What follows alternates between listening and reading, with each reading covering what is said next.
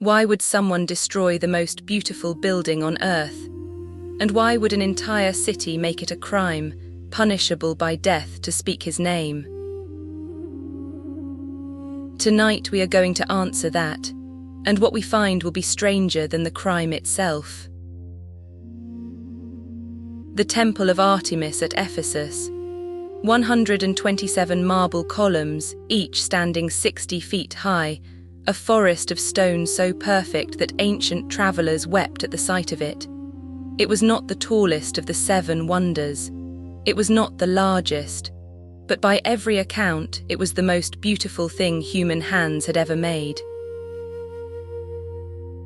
It was also destroyed 3 times: flood, fire, conquest, and 3 times it was rebuilt, each time larger, each time more magnificent, as though the city of Ephesus simply refused to let it die. That stubbornness, that devotion across centuries is part of what we will unravel tonight. But there is something else. Something the ancient writers noticed and could not explain. On the night the temple burned for the 2nd time, 300 miles away in the kingdom of Macedon, a boy was born. His name was Alexander. He would grow up to conquer the known world. The Greek historians recorded the coincidence with something close to awe. They said the goddess Artemis herself was away that night, attending the birth of the future king, and so could not save her own temple from the flames. Whether you hear that as myth or metaphor, the synchronicity is real. The same night, the same hours, a wonder dying and a conqueror arriving, as though history needed to destroy one extraordinary thing to make room for another. And the man who struck the match, his name was Herostratus. He had no grievance, no cause, no army. He burned the temple for one reason only, so that people would remember him forever.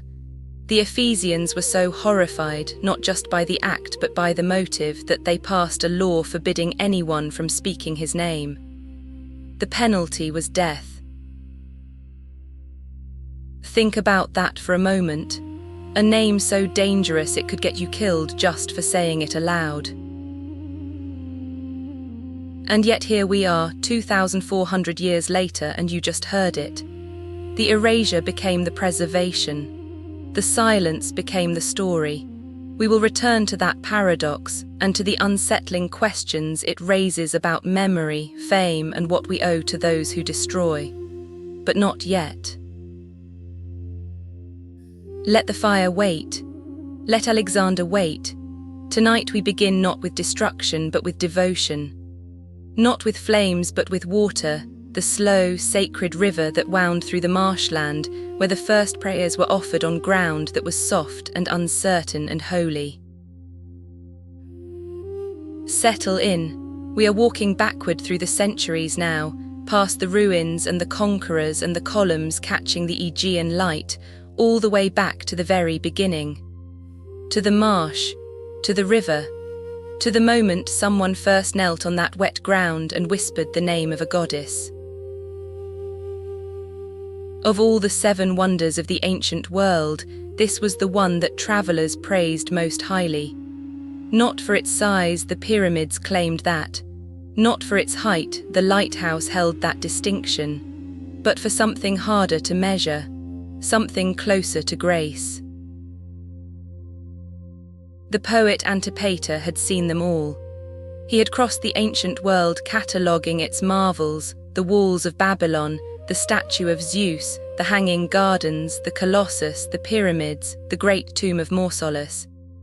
He had stood before each one and found the words to praise it. But when he reached Ephesus and looked up at the Temple of Artemis, his language changed.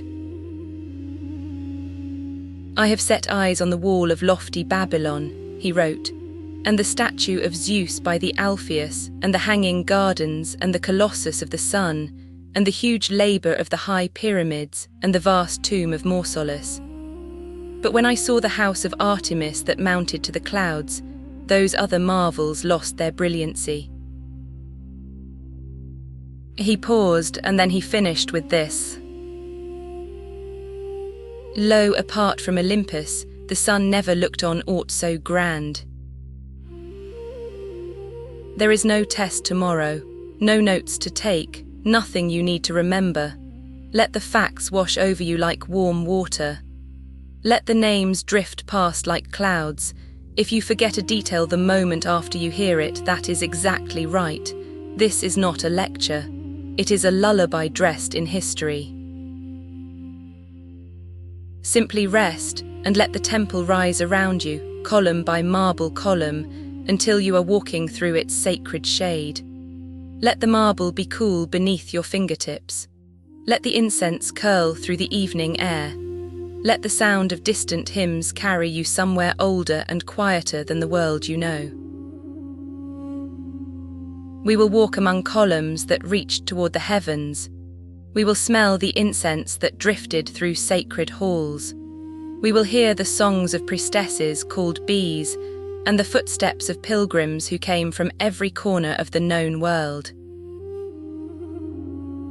We will meet a king so wealthy his name became a proverb, a madman who burned a wonder for fame, a young conqueror who offered to rebuild it and was turned away with the most graceful refusal in history. And we will watch the temple fall and be forgotten and be found again. Because that is the deepest truth of this story, that the temple was never truly gone. It was only sleeping beneath the silt, beneath the centuries, waiting for someone patient enough to dig. You are safe here in the quiet of the night with nothing to do and nowhere to be. The pillow beneath your head is your own. The darkness around you is warm and familiar. Whatever happened today, whatever you carried, whatever you endured, whatever you left unfinished can wait until morning. None of it is needed here. The story will carry you. All you need to do is listen, and if your attention wanders, that is perfectly fine. The temple will be there when you return. It has been waiting for 2,500 years. It can wait a little longer. Let us begin on the shores of the Aegean, where the Caister River meets the tide, in a time before temples, before cities, before even the gods had names. Before there was a temple, there was a place. The Greeks called it a temenos, a sacred precinct, a piece of earth set apart from the ordinary world. Such places were older than memory, older than the gods themselves. They were recognized, not created. The divine had touched them and humans had simply noticed. On the western coast of Anatolia, where the Caister wound its slow way toward the Aegean, there was such a place. A stretch of marshy ground where the river widened and slowed, where the fresh water mingled with the salt, where the boundary between land and sea dissolved into something neither and both. Imagine standing there 4,000 years ago. The river moves slowly past you, brown with the silt of distant mountains. Reeds grow thick along the banks, their feathery heads swaying in the breeze that comes off the water. Birds call from the marshes, herons and egrets, ducks and geese, creatures that have made their home here since the world was young. The air is warm and wet, heavy with the smell of growing things. The ground beneath your feet is soft, yielding, dark with the accumulated richness of countless floods. To the east, hills rise in gentle folds, covered with scrub oak and wild olive. To the west, you can smell the salt of the sea, hear the distant crash of waves against the shore. This is a liminal place, a threshold between river and sea, between land and water, between the world of humans and something older, something deeper. The ancient peoples understood liminal places. They knew that where two worlds met, where fresh water touched salt, where land dissolved into marsh, where daylight surrendered to dusk, the boundaries between the mortal and the divine grew thin. The people who lived here in the Bronze Age recognized this power. They came to this marshy ground to make offerings, to pray, to seek the blessing of whatever spirit dwelled in this place. Archaeologists working here in the 1980s found their traces, pottery shards and votive objects, the remnants of simple rituals performed at the edge of the unknown. They did not build great structures, they had no need. The sacred was present in the earth itself, in the water that flowed past, in the reeds that whispered secrets to the wind. A platform of packed earth was enough. A wooden post, perhaps carved with symbols. A boundary of stones to mark where the sacred began and the ordinary ended. These early markers have vanished, dissolved by time and water, leaving only the faintest traces in the archaeological record. But we know they existed because what came later could not have risen without them. Sacred sites are not chosen at random. They grow layer upon layer, each generation building on what came before. You do not plant an oak tree in a place where no seed has ever fallen. The great temple that would one day rise here with its forest of marble columns, it grew from a seed. From a prayer whispered into marshland air, from a hand reaching out towards something unseen. The marshes were alive with sound, not the sounds of human activity, not yet, but the sounds of water and wind and wing. The caster carried its silt in silence, building the delta grain by grain, reshaping the coastline so gradually that no single lifetime could perceive the change. The reeds bent and straightened, a rhythm as old as breath. Frogs sang at dusk, their chorus rising from the shallow pools where the river had pooled and stilled. The sound was layered and complex, deep croaks and high peeping, a symphony of small throats calling to one another across the darkening water. Insects hummed above the surface, their wings catching the last light of the sun like scattered sparks. Fish moved in the deeper channels, dark shapes gliding beneath the brown water, following currents that only they could feel. At the edges of the marsh, where the ground firmed into something you could stand on without sinking, wild olive trees grew in gnarled clusters. Their leaves were silver on one side and green on the other, and when the wind turned them, the whole grove seemed to shimmer, as if the trees were made of something precious. This was a place where beauty happened naturally, where the land and the water and the light conspired to produce something greater than any of them could have produced alone. Perhaps that is what sacred means, a place where the world does something beautiful without being asked. And beneath the surface, the water table rose and fell with the seasons. In winter, the rains came and the marshes swelled, the river spreading across its floodplain in lazy sheets of brown water.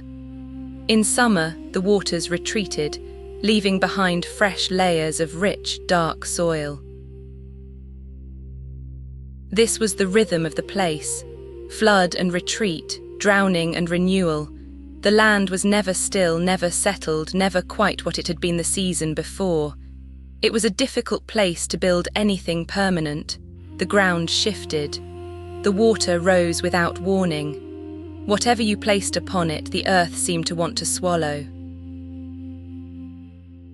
And yet, this was where they chose to build. Not on the solid hills nearby where the bedrock lay close to the surface and foundations could grip stone. Not on the high ground, safe from floods, easy to defend. Here, in the marsh, in the mud, in the place that resisted permanence with every fibre of its being. Why? Because this was where the goddess lived. This was where the sacred touched the earth, and you do not tell a goddess to move to more convenient ground. We do not know what the earliest inhabitants called the spirit of this place. The name has been lost to time, buried beneath later identities like sediment burying older cities. But she was a goddess of fertility and abundance, of the wild places and the creatures that lived there. She was a mother, a protector, a giver of life. Her worshippers were the Legions and the Lydians, the Carians and the peoples whose names even the ancients did not remember. the first inhabitants of this coast, who had been here since the land was new. They carved small figures of her in stone and bone, broad-hipped, full-breasted, arms raised in a gesture that might have been blessing or might have been command. These figurines have been found across Anatolia, in caves and in burial sites, in the ruins of settlements that were ancient when Troy was young. She was not one goddess. She was many, a constellation of similar powers, worshipped under different names in different places, all connected by the same fundamental belief, that the earth was alive. That the earth was female, that the earth could be spoken to and that it would sometimes answer. The Greeks, when they came to this coast many centuries later, recognized her power and gave her a name from their own tradition. They called her Artemis. But she was not quite the Artemis of mainland Greece, that cool huntress who roamed the forests with her bow, who demanded virginity from her followers and punished those who saw her unclothed. The goddess of this place was something older, something stranger. She carried within her the memories of Anatolian mother goddesses, of ancient fertility cults, of powers that predated the Olympian pantheon by millennia. She was Artemis and she was not Artemis. She was both and neither. She was the goddess of this place and this place alone. The people who worshipped here built nothing that would last. Their shrines were made of the same materials as everything else in their world, wood and mud, woven reeds and packed earth. These were materials that belonged to the marsh, and to the marsh they returned, season after season, dissolving back into the ground as if they had never existed. And yet the worship itself persisted. The offerings continued. The prayers were repeated. The spot was remembered, passed down through oral tradition, from grandmother to granddaughter, from priest to apprentice. The location was preserved not in stone but in memory, in the collective knowledge of a community that knew, though they could not have explained how they knew, that this particular stretch of marshy ground was different from every other stretch of marshy ground along the river. There is something profoundly moving about this. Before the marble, before the gold, before the wonder that would make travellers weep, there was simply a place, a patch of earth, a bend in the river, a feeling in the air that something sacred was near.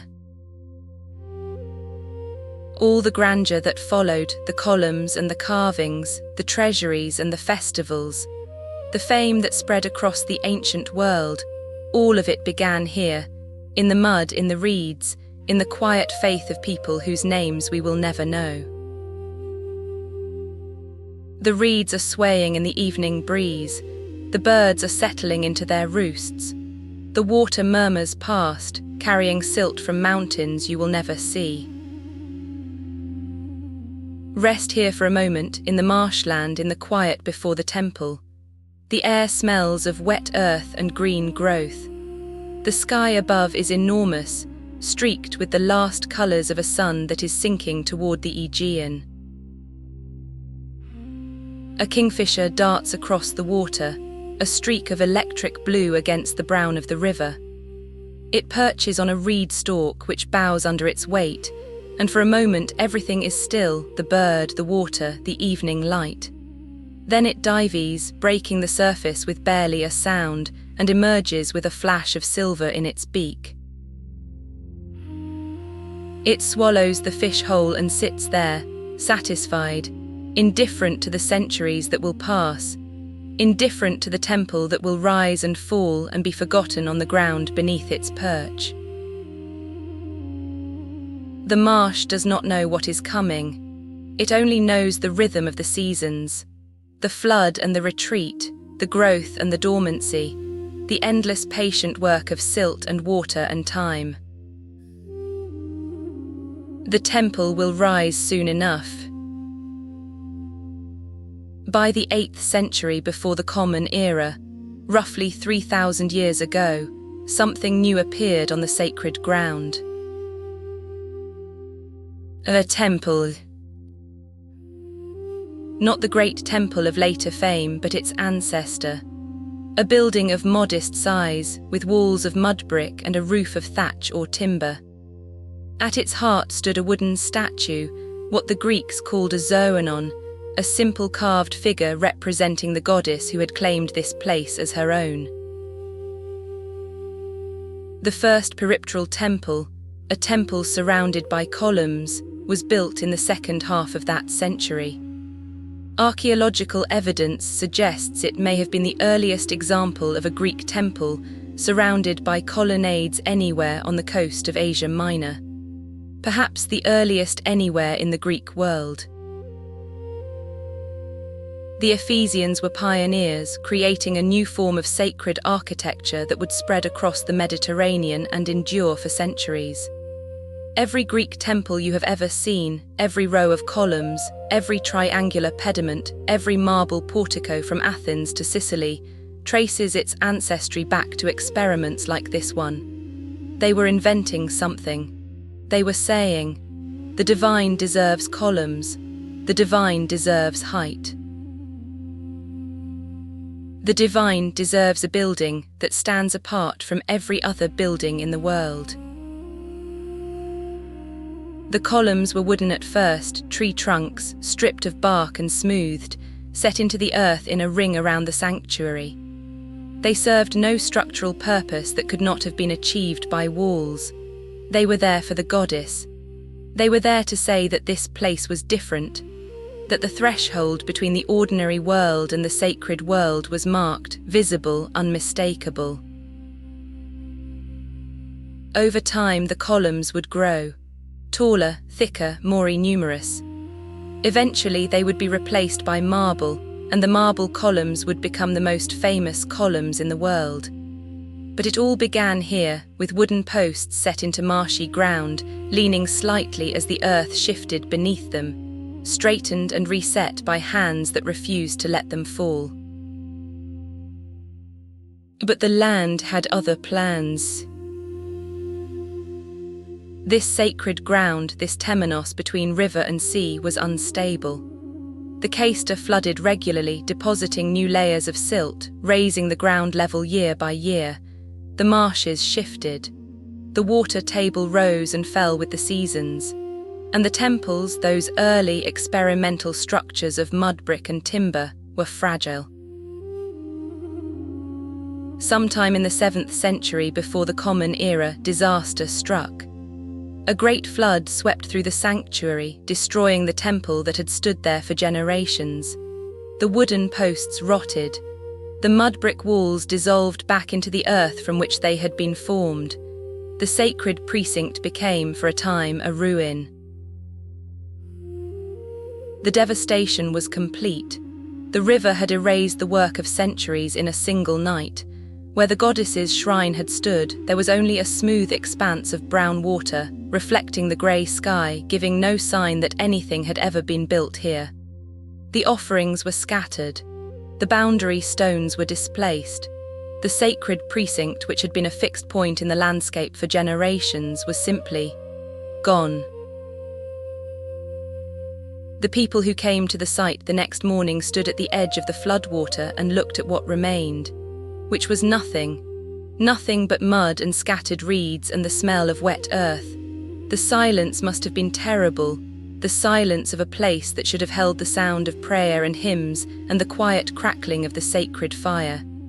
That fire, which had burned continuously for as long as anyone could remember, was extinguished. The goddess was homeless. But sacred places do not die so easily. The devotion of the faithful rebuilt what nature had destroyed. A new temple rose on the old foundations, larger and grander than before. They learned from the flood. They built the platform a little higher. They chose their materials with a little more care. And then another flood came. And another rebuilding. And another flood. This cycle of destruction and renewal continued for centuries. Each time the Ephesians built again, a little higher, a little stronger, a little more determined to create something that would endure. The pattern was so consistent, so rhythmic, that it almost felt like a conversation between the builders and the earth. The river said, "I will wash this away." And the builders replied, "Then we will build it again." And the river said, "I will wash that away too." And the builders replied, "Then we will build it again." It was as if the goddess herself was testing her people. Would they abandon her? Would they find some other place, some safer ground, some location less prone to the river's wrath? They would not. Generation after generation, they returned to this same spot. They raised their walls against the water. They lifted their offerings to the sky. They refused to be driven away from the place where the divine touched the earth. Each generation of builders inherited two things from the generation before: the knowledge of what had failed and the faith that the next attempt might succeed. The floods taught them about foundations. The collapses taught them about weight distribution. Every disaster was also a lesson, written in mud and broken timber, in cracked walls and rotted beams. The pilgrims kept coming, even during the years of rebuilding. They came from across the Aegean, from the islands and the coastal cities, from the Greek mainland far to the west. They came to pray for fertility, for safe childbirth, for protection on dangerous journeys. They brought offerings, fruits and honey, incense and libations, small figurines of bronze and terracotta, and they left believing they had been heard. Among the offerings, archaeologists found something remarkable: tiny drops of amber, buried in the oldest layers of the sanctuary. Amber came from the distant north, traded hand to hand across hundreds of miles, passing through dozens of intermediaries before reaching the coast of Anatolia. That someone would offer such a precious and exotic material, a fragment of solidified sunlight, carried from the shores of the Baltic Sea, speaks to the depth of devotion this place inspired. The goddess was worth your rarest possession. She was worth a journey measured not in miles but in lifetimes. Gold jewellery was found there too, and ivory figurines, and coins from the earliest mints, some of the oldest coins ever made, in fact, buried as offerings beneath the temple floors. Each object was a prayer made physical. Each one was a conversation between a mortal and a goddess, frozen in the earth, preserved by the very silt that threatened to swallow everything. The temple, in whatever state it happened to be, half-built, recently flooded, under repair, was still sacred. The ground held its power regardless of what stood upon it. The goddess did not leave when her roof fell in. She waited patiently in the mud and the reeds, while her people gathered themselves to build once more. Building on water centuries before Venice, the Ephesians were solving problems that would confound engineers for millennia, and they were doing it not for commerce or defense but for devotion. There is something rather wonderful about that, I think, that the first great experiments in building on impossible ground were driven not by necessity, but by love, not by the need to survive, but by the refusal to abandon a sacred place. The Venetians would build on water because they had to. The Ephesians built on water because their goddess lived there. And eventually, their persistence attracted the attention of a king whose very name would become a measure of wealth, a king who would pour his fortune into the marsh and raise something that the world had never seen. But for now, rest in the sacred ground in the time before the great temple, when the goddess was worshipped in simple ways, when the river still had the power to wash away human works, when the future was still waiting to be born. The evening air grows cool. The last light drains from the sky, leaving only the deep blue of early night and the first stars appearing overhead. The marsh settles into its nighttime sounds, the low croak of frogs, the rustle of small creatures moving through the reeds, the distant splash of a fish breaking the surface of the river. In the darkness, the sacred ground looks no different from any other patch of marsh. The boundary between sacred and ordinary dissolves with the light, and perhaps that is a kind of truth. Perhaps the sacred is always present everywhere, and it is only in certain places, at certain moments, that we are able to notice it. This was such a place, this was such a moment. Listen to the marsh settling into sleep, the last birds making their final calls before silence. The soft lap of water against the reed beds, the creak of insects, a sound so constant, so all-encompassing that you stop hearing it after a while, the way you stop hearing the beating of your own heart. It becomes the background to everything, the pulse of the place. And into this pulse, soon in the scale of history, very soon, would come the sound of hammers, of chisels on marble, of wheels turning and ropes straining and men calling to one another across a construction site that would reshape the world.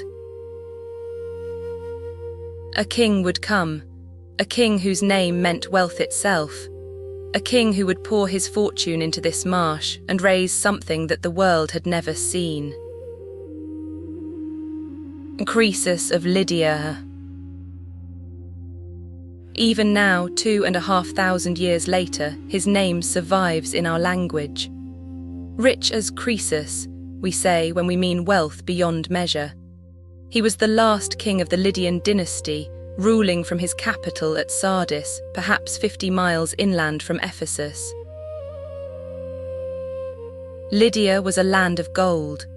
The rivers that flowed through its capital carried grains of the precious metal in their waters, a gift, legend said, from a king of old who had washed away his golden touch in those same streams centuries before.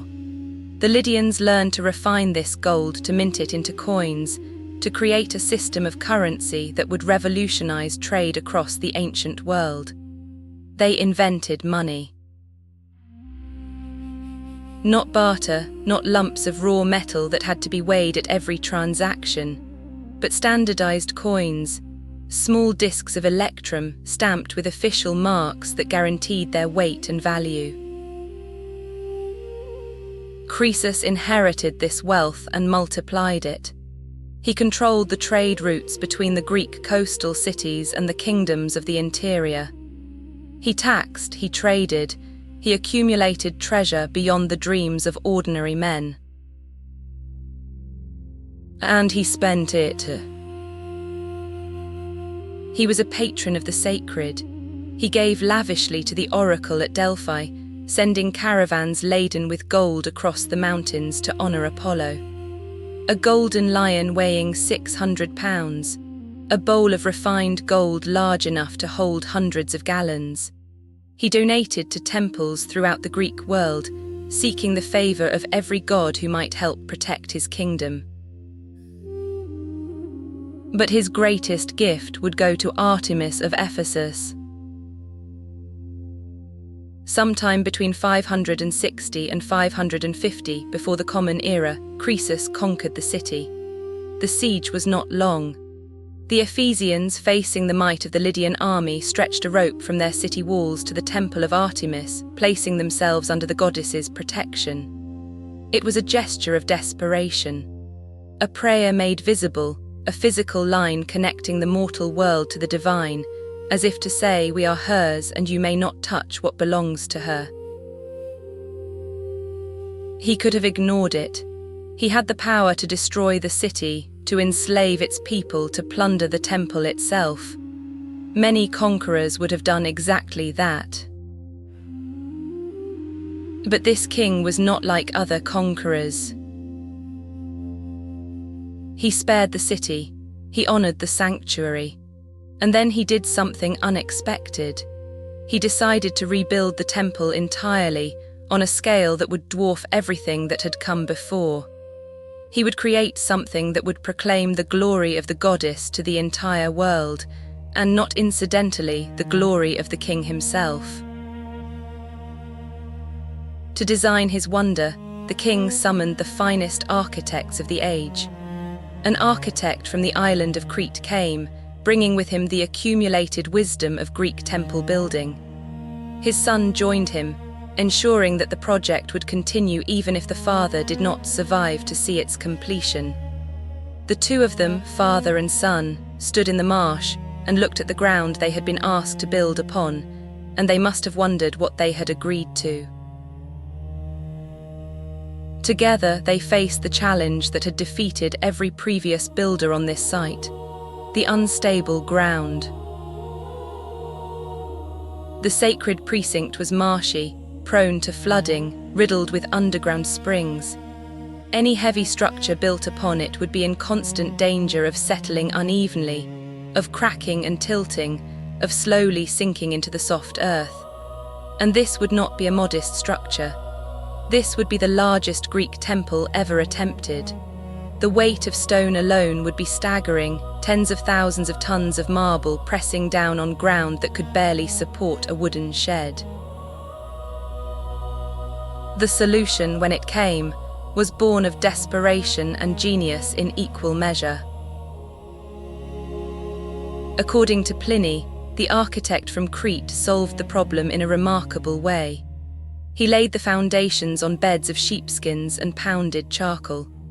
The fleeces would absorb moisture and allow the ground to flex beneath the enormous weight, distributing the pressure across a wider area. The charcoal would provide drainage and stability, creating a permeable layer that water could pass through without undermining what stood above. It was engineering born of the need to build something permanent in a place that wanted to swallow everything. Soft foundations for hard stone, flexibility instead of rigidity, working with the marsh rather than against it.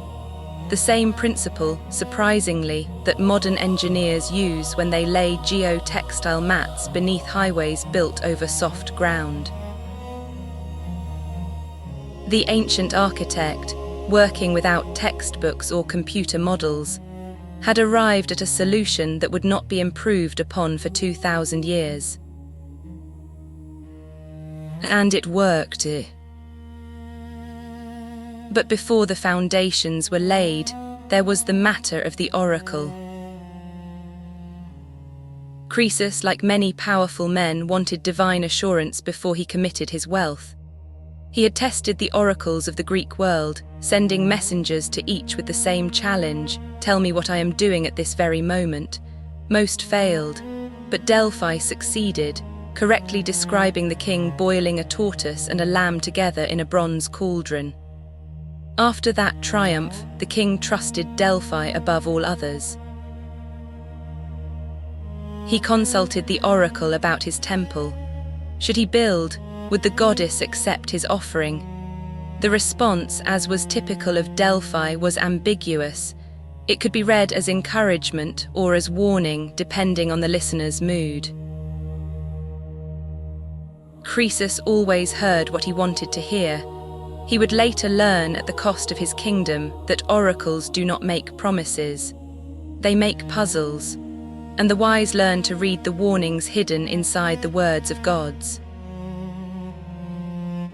The transporting of the marble was itself a wonder of ancient engineering.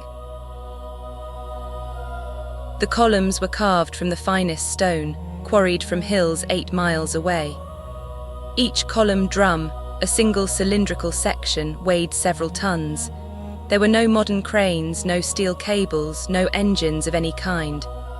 Everything was accomplished with ropes and levers, with oxen and human muscle, with the patient application of mechanical advantage. The architect devised an ingenious method for moving the column drums. He fitted each drum with a wooden frame, creating what was essentially a giant rolling pin. Oxen dragged these enormous cylinders along prepared roads, the drums rolling under their own weight, the frame keeping them on course. His son improved the method for the architrave blocks, the massive rectangular stones that would span the gaps between columns. He fitted wooden wheels to each end of the blocks, turning them into crude axles that could be rolled along the roads. These solutions required extraordinary precision in execution. A column drum that veered off course could crush workers. An architrave that rolled too fast could shatter on impact. Every journey from quarry to temple was a calculated risk, managed by men who understood that a moment's inattention could destroy months of labor.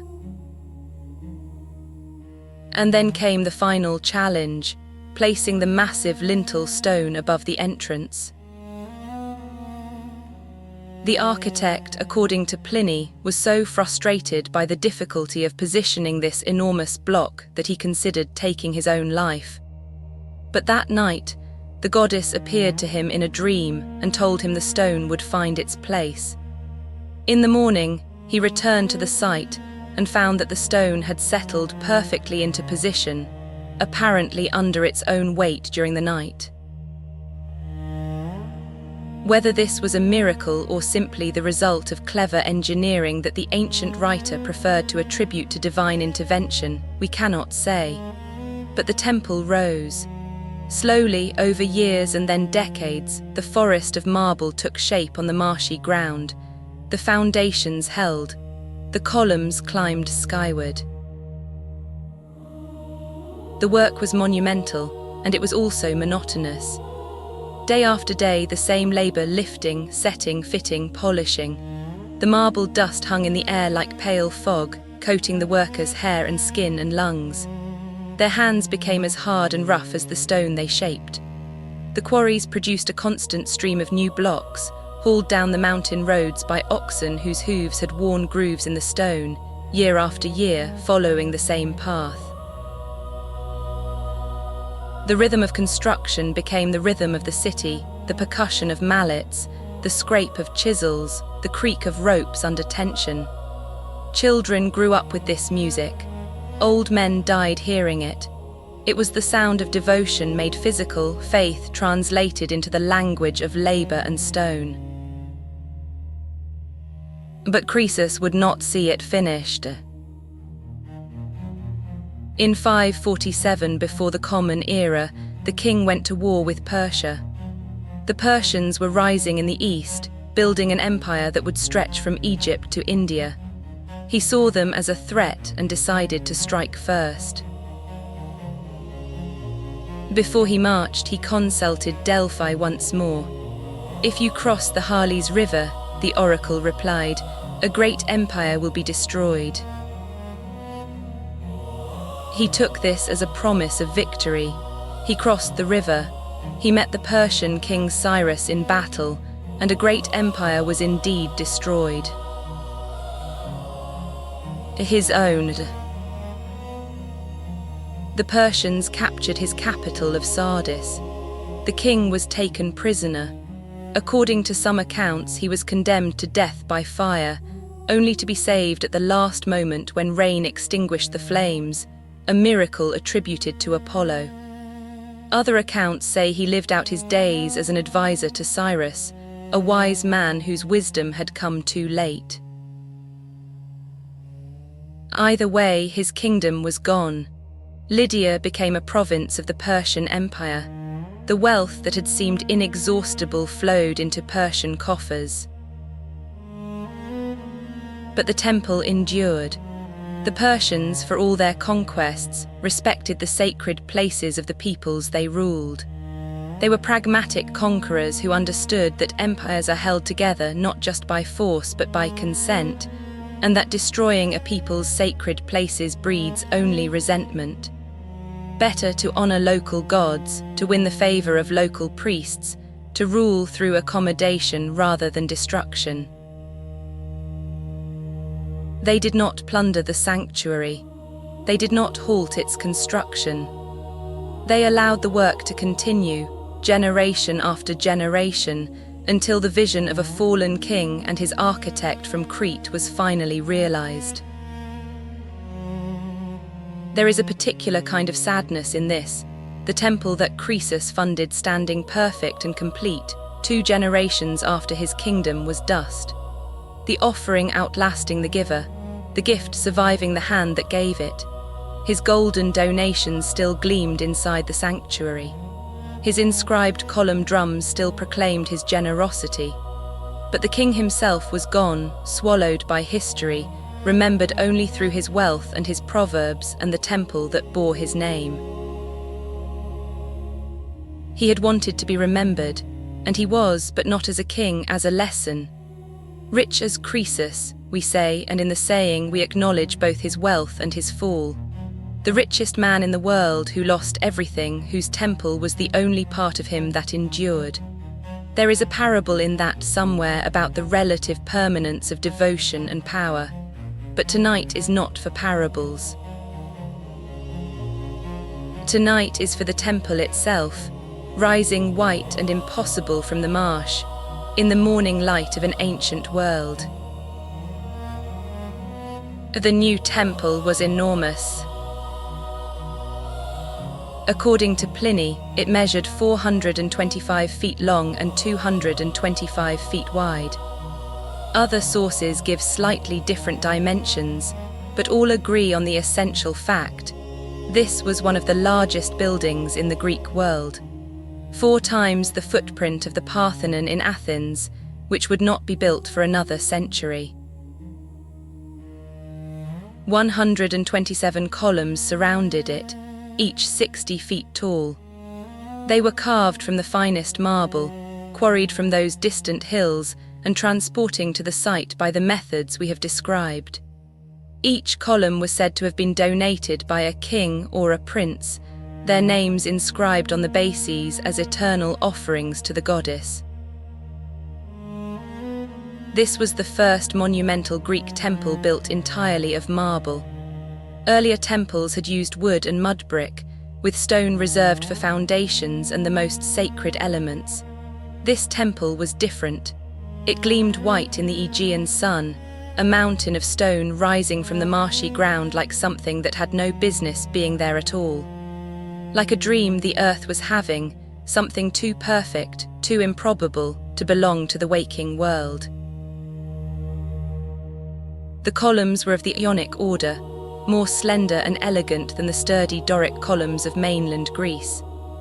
Their capitals were carved with spiraling volutes, those graceful curves that suggest ram's horns or unfurling ferns, painted in bright colours that have long since faded. Blue and red and gold, the temple was not the pure white monument we imagine today, but a riot of colour, every surface decorated, every carving highlighted with pigment that blazed in the Aegean sunlight. Between the columns, visitors could glimpse the interior, the great altar, the sacred hearth, the cult statue of the goddess waiting in her shrine. The double colonnade created a deep, shaded passage surrounding the central sanctuary where pilgrims could walk, sheltered from the sun, surrounded by the cool presence of marble on every side. It was like walking through a forest, but a forest made of stone, perfectly ordered, perfectly still. The roof above was made of massive cedar beams, brought from the forests of Lebanon, the same timber that Solomon had used for his temple in Jerusalem centuries before. Cedar was prized above all other woods for sacred buildings. It resisted rot. It repelled insects. And it released a fragrance when warmed by the sun, a sweet, resinous scent that mingled with the incense burning on the altar below, filling the sanctuary with an atmosphere that was part architecture, part perfume. The pediment, that triangular space above the entrance, was decorated with painted sculptures, though the exact subject has been lost to time. On either side, stone gutters channeled rainwater away from the foundations, directing it through carved lion-head spouts that seemed to snarl at the weather itself. Every detail served a purpose. Every ornament was also an engineering solution. Beauty and function were not separate concerns for the ancient builders.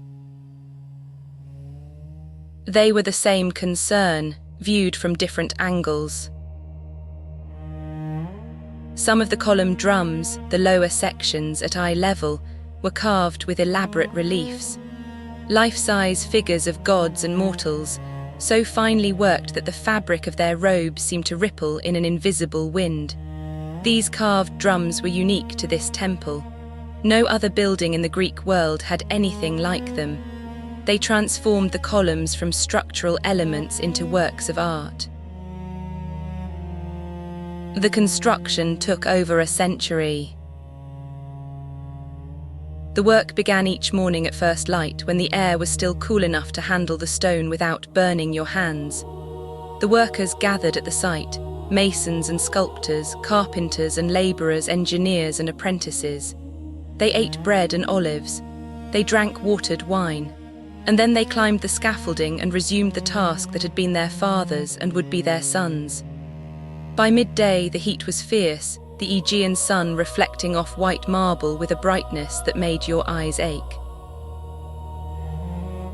The workers rested in the shade of the colonnade they were building, drinking water from clay jugs, waiting for the temperature to drop. In the late afternoon, the work resumed and continued until the light failed. Consider what a century of such labour means. The workers who laid the foundations never saw the roof completed. The sculptors who carved the earliest columns were dead and buried before the last columns were erected. Fathers passed the work to sons, and sons to grandsons.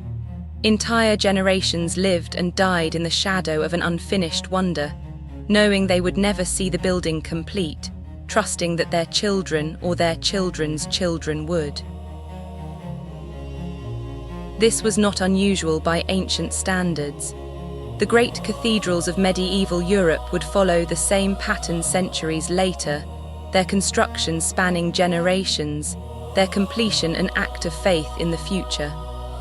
But the temple was among the first structures to demand this kind of multi-generational commitment. It required not just architectural skill, but a belief, passed from parent to child to grandchild, that the work was worth finishing.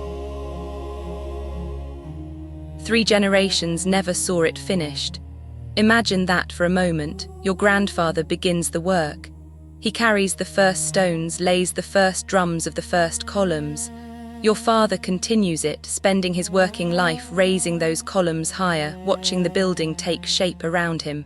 You continue it. And still the temple is not complete. Your children will finish what your grandfather started. What kind of devotion does that require? What kind of faith, not in gods, but in the future? In the idea that what you are building matters enough to outlast you. One of the king's columns still survives in a fashion. Archaeologists working at the site in the 19th century discovered fragments of a column drum bearing an inscription. The words, carved in ancient Greek, read, "King Croesus dedicated this." Those 3 words have travelled through 2,500 years to reach us. They are among the oldest surviving inscriptions from a Greek temple. They connect us, directly and unmistakably, to a man who lived when Rome was still a village of mud huts on the Tiber, when Athens had not yet built the Parthenon, when teachers of wisdom were walking the roads of India and China. Croesus dedicated this. He wanted to be remembered, and he is remembered, though not quite in the way he might have hoped. Not as a conqueror or a statesman, but as a byword for wealth. And as the man who built a temple he never saw completed, on ground that should have been impossible to build upon, for a goddess who would outlast his kingdom by centuries. We will return to that inscribed column later in the night. It has more to tell us about what survives and what is lost, about the strange persistence of stone in a world where everything else has crumbled. But for now, let it rest in the earth where it was found, those 3 words pressed into marble, waiting patiently for the centuries to pass. The temple was completed around 430 before the Common Era, more than a century after construction began. By then, the king was long dead. The architects from Crete were long dead. The workers who had laid those first sheepskin foundations were long dead, and their grandchildren old. But the temple stood, white and perfect, a forest of marble rising from the marsh. The goddess had a new home, and the world had a new wonder. Let that thought settle for a moment. A building that took longer to construct than most nations last. A building funded by a king who never saw it finished, designed by architects whose names are half forgotten, built by workers whose names are entirely forgotten. And yet it stood, perfect, beautiful, impossible, in the very place that had swallowed every lesser structure before it. The sheepskins and the charcoal held, the marsh accepted the marble. The goddess who had watched her shrines flood and dissolve for centuries finally had a home that would not wash away. The completed temple altered the landscape for miles around. Approaching from the sea, sailors could see the white columns rising above the marshes long before they reached the harbour. At dawn, the eastern face caught the first light and turned to rose. At noon, the marble blazed so bright that it hurt to look at directly, a mountain of reflected sunlight, burning white against the blue of the Aegean sky. Visitors shielded their eyes as they approached, squinting between their fingers, overwhelmed before they had even reached the sacred precinct. At night, the temple was lit by oil lamps and torches, their flames reflected and multiplied by the polished marble until the building seemed to glow from within. From a distance, in the darkness, it looked like a ship made of light, floating above the black marsh, bound for a harbour that existed only in the minds of those who watched. Or so they believed. The evening sun catches the western face of the temple, turning the white marble to gold. The shadows of the columns stretch eastward across the sacred ground, long and dark, like fingers pointing toward the hills from which the stone was quarried. Somewhere in the marsh, a nightjar begins to call, that strange churring sound, like a spinning wheel, like a prayer said so quickly it becomes a hum. The temple glows, the marsh darkens around it, and for a few minutes, as the light shifts from gold to copper to the deep rose of sunset, the building seems to hover above the earth, weightless, perfect, a thing not built but dreamed into being. Then the light fades and the marble turns grey, and the columns become shadows among shadows, and the temple is simply there, solid, enormous, patient, waiting for whatever the centuries will bring. Who was Artemis of Ephesus? The question seems simple. She was Artemis, the goddess of the hunt of wild animals of the moon. One of the 12 Olympians, daughter of Zeus, twin sister of Apollo. We know her stories. We have seen her statues. We have read her myths. But the goddess who dwelt at Ephesus was something different. She was older than the Olympian pantheon, older than the Greeks themselves. The indigenous inhabitants of this coast called her by a name that sounded like Artemis, but may have had entirely different origins. She was related to the great mother goddesses of Anatolia, to ancient fertility cults, to powers that predated the Greek colonists by millennia. When the Greeks came, they did what they always did when they encountered foreign gods. They looked for similarities, they found patterns.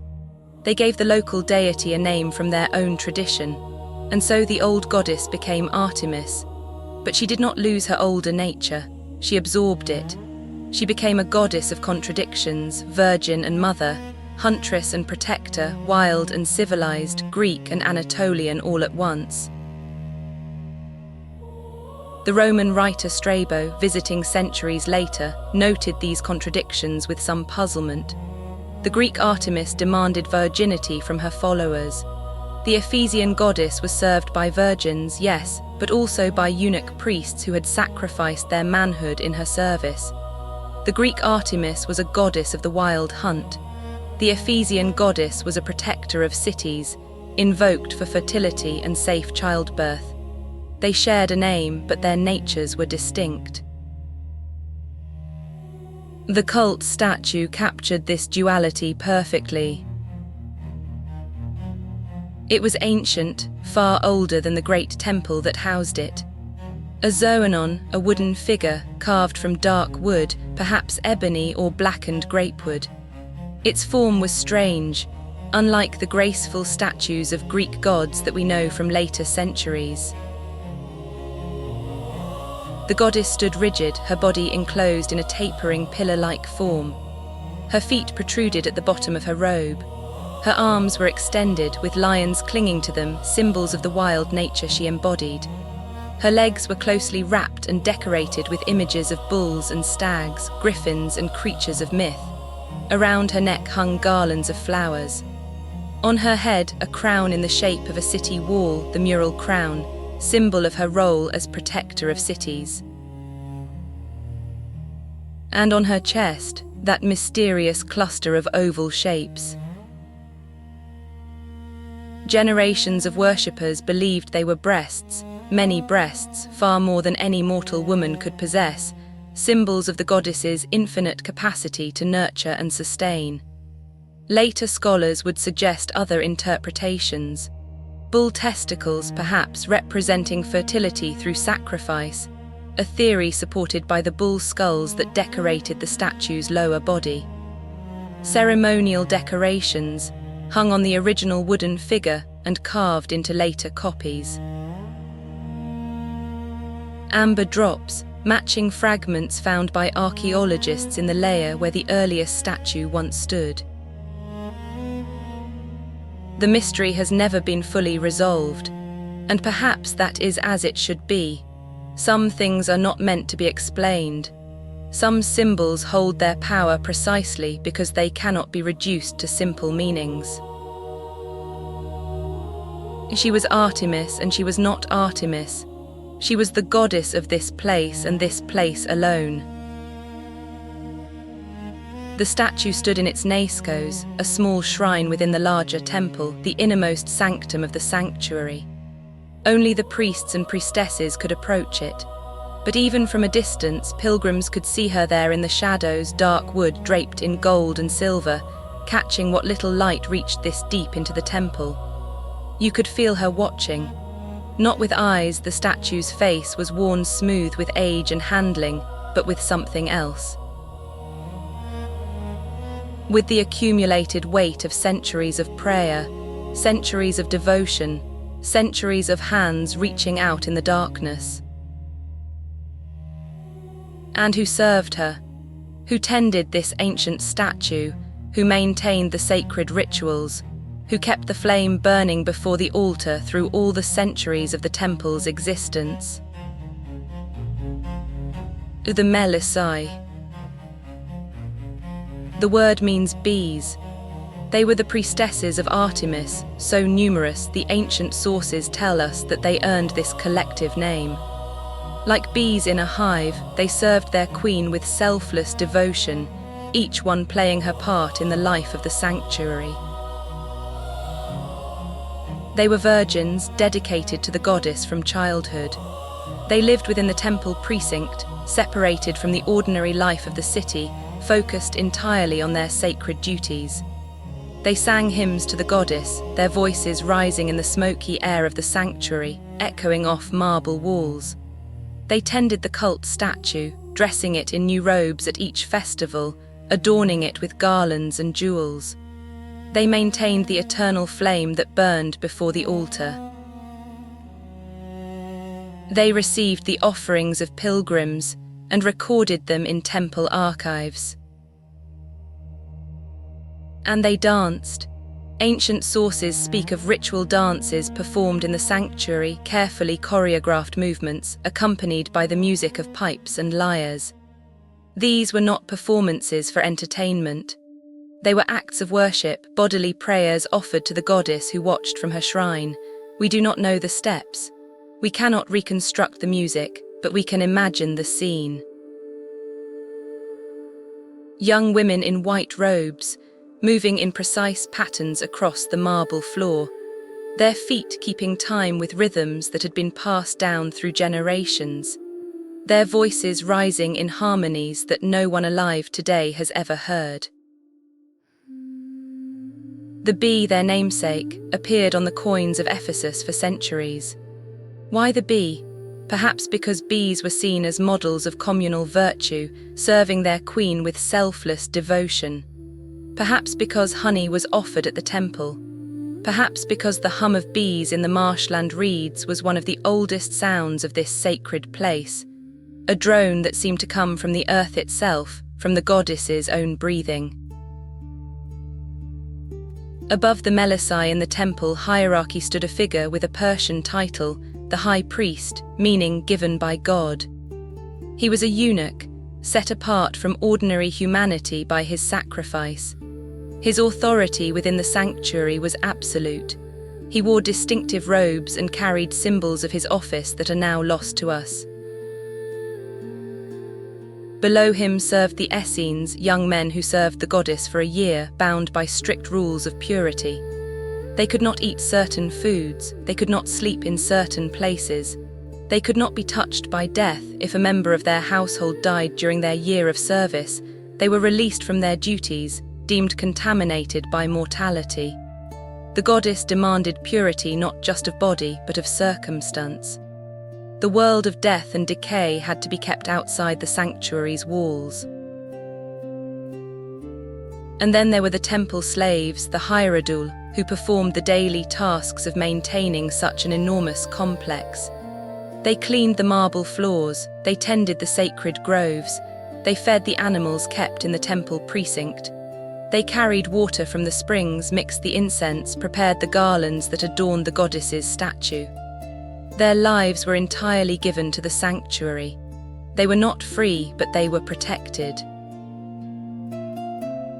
The goddess owned them, and to harm what the goddess owned was to offend the goddess herself. It was a city within a city, a world unto itself, all focused on the service of a goddess who waited in silence at its heart. Hundreds of people, priests and priestesses, musicians and dancers, scribes and groundskeepers, guards and cleaners, all devoted to maintaining a single sacred space, all sustained by the offerings of pilgrims who came from across the ancient world. The moon appeared on the goddess's crown, linking her to the cycles of night and fertility. Some scholars believe the temple itself was designed to catch moonlight. 3 unusual openings in the pediment may have been placed precisely to allow the moon's rays to fall upon the statue at certain times of year. Imagine that, the goddess illuminated by the light of her own celestial symbol. Silver radiance falling through engineered gaps in marble, transforming the statue from an object of wood and metal into something living, something divine. The Melisai would have been there to witness it, standing in the darkness, watching the moonlight find its way to the goddess's face. We do not know if this was truly the architect's intention, but the possibility lingers, beautiful and mysterious like the goddess herself. The worship of this goddess spread far beyond the city walls. Wherever Greek colonists settled, they carried their gods with them. And the goddess of Ephesus was popular, perhaps because she was flexible enough to absorb local traditions, perhaps because her cult offered something that other Greek gods did not. Protection, nurture, the sense that the divine was not distant and aloof but present and attentive, like a mother watching over her children. Copies of her cult statue have been found throughout the ancient world, from Rome to the shores of the Black Sea. The style varied, some copies were more faithful to the original, others more freely interpreted, but the essential form remained recognizable. The rigid body, the extended arms, the mysterious cluster on the chest. Wherever you found this image, you found a community of worshippers who had carried their devotion across seas and mountains to plant it in new soil. The Romans, when they encountered her, called her Diana, but they recognized that she was something more than their own Diana, something older, something stranger, something that resisted easy translation from one tradition to another. She was, as she had always been, the goddess of this place. Even when her image traveled the world, something of the marsh remained in her, something of the reeds and the river water, something that could not quite be separated from the ground where she was first worshipped. The air inside the temple smelled of incense and cedar and the faint, sweet decay of old offerings. It was an ancient smell, accumulated over centuries, absorbed into the very pores of the marble. If you pressed your face against one of the columns and breathed in, you would smell the ghost of every ritual ever performed in this place. Frankincense and myrrh, honey and wine, the smoke of burnt offerings, the dried petals of 1,000 garlands. The stone remembered what the air had forgotten. And beneath it all, that other smell, the marsh. The wet earth, the river silt, the green and growing things that pressed in from every side. The temple rose from the marsh, and the marsh never let it forget where it came from. On humid days, moisture beaded on the marble columns like sweat, as if the stones themselves were breathing, as if the building were a living thing, exhaling the dampness that had sustained the sacred ground since before the first prayer was spoken. The year is 356 before the Common Era. The temple has stood for nearly 2 centuries, drawing pilgrims from across the Greek world. It is the most famous temple in existence, admired and envied, a monument to human achievement and divine grace. Its columns have become a symbol of everything that architecture can aspire to. Its treasury holds the wealth of nations. In the far north, in the kingdom of Macedon, a queen named Olympias is heavy with child. Her husband, Philip, is away with the army, conquering cities, building the power that will one day make his kingdom master of all Greece. And in Ephesus, a man whose name should have been forgotten is making his plans. His name was Herostratus. We know almost nothing about him. He was not a king or a general, not a priest or a philosopher. He was an ordinary man, or so it seems, distinguished by nothing except the terrible act he was about to commit. What drove him? The ancient sources are consistent. He wanted fame. He wanted to be remembered. He looked at his unremarkable life and saw only the certainty of oblivion, the knowledge that after he died, no one would speak his name. No one would remember that he had ever existed. His life would leave no more trace than a stone dropped into the Caister, swallowed by the water without even a ripple reaching the far bank. This terror of being forgotten consumed him, and from this terror a plan took shape. Not a plan to build something or to discover something or to create something worthy of memory. That path was too slow, too uncertain, too dependent on talents he may not have possessed. He chose a faster path, the path of destruction. If he could not build a monument to himself, he would destroy someone else's. The greater the monument, the greater the destruction. The greater the destruction, the greater the fame. It was a logic as cold and clear as winter water. And the greatest monument within reach, the greatest monument on earth, was the Temple of Artemis. He must have walked past it 100 times, must have seen the columns gleaming in the sunlight, must have heard the hymns drifting from the sanctuary, must have watched the pilgrims arriving from every corner of the known world with their offerings and their prayers. And somewhere in his mind, a terrible calculation was being made. If I destroy this, no one will ever forget me. If I take this away from the world will remember me for the taking. On the night of July 21st, 356 before the Common Era, Herostratus set fire to the Temple of Artemis. How he did it we do not know precisely. The temple was mostly marble, which does not burn easily. But there was wood within the massive roof beams of cedar and cypress, the ancient cult statue in its shrine, the accumulated offerings of centuries. Perhaps he used oil, soaking the wooden elements until they caught flame. Perhaps he began with the offerings, the dried garlands, the wax tablets, the linen cloths that adorned the statue. Perhaps the fire simply found enough fuel in the temple's treasures to sustain itself once started. What we know is that the temple burned. The flames rose into the summer night, visible for miles across the Aegean coast. An orange glow painted the undersides of the clouds, turning the night sky into something hellish and strange.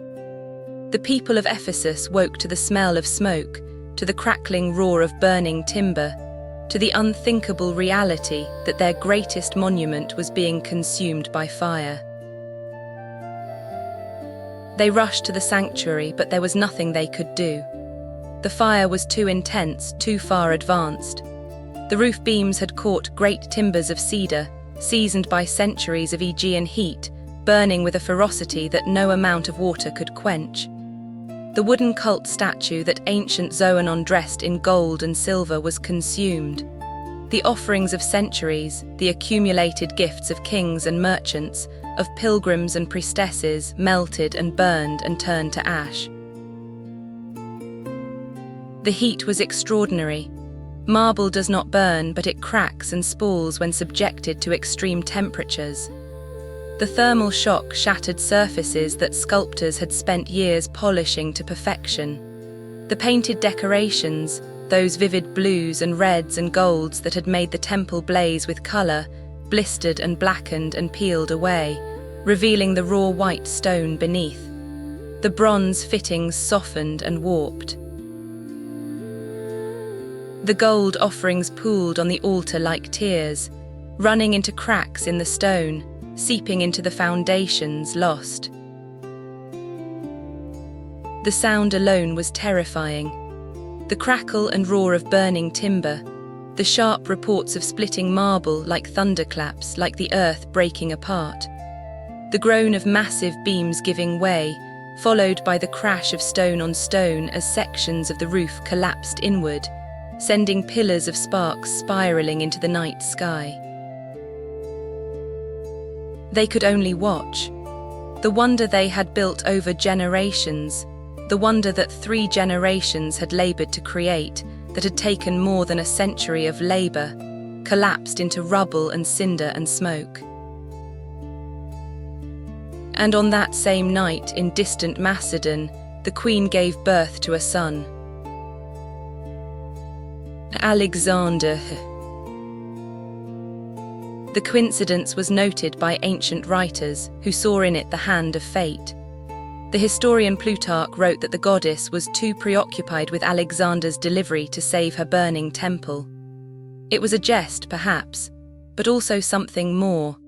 The birth of the child who would grow to conquer the known world, who would spread Greek culture to the banks of the Indus, who would become the most famous human being of his age, and the destruction of the temple seemed somehow connected. As if the cosmos required a sacrifice, as if one wonder had to die so that another could be born. One wonder fell that night. Another drew his first breath. We will meet this child again when he is grown, when he stands before the temple that burned on the night of his birth and makes an offer that the Ephesians will refuse with extraordinary grace. But that story is still ahead of us. Herostratus was quickly caught. Perhaps he made no effort to escape. Perhaps he lingered at the scene, wanting to be identified, wanting his connection to the destruction to be known. He confessed under torture, admitting that his sole motive was to immortalize his name through the destruction of the most beautiful building on earth. The Ephesians were horrified. They had expected some political motive, some religious grievance, something that could be understood even if not forgiven. But this, the destruction of their greatest treasure simply for the sake of fame, was incomprehensible. It was madness of the most terrifying kind because it was entirely rational. He had calculated correctly. Destruction is faster than creation, easier to accomplish, and far more memorable. They executed him. The ancient sources do not describe the method, but we can assume it was terrible. And then they took a second measure. They decreed that his name should be forgotten. Anyone who spoke or wrote the name of Herostratus would be subject to punishment. The act was to be remembered, but the actor was to vanish from history. This was damnatio memoriae, the condemnation of memory, an attempt to give him exactly the opposite of what he wanted. If he wanted fame, they would give him oblivion. If he wanted to be remembered, they would make remembering him a crime. It failed.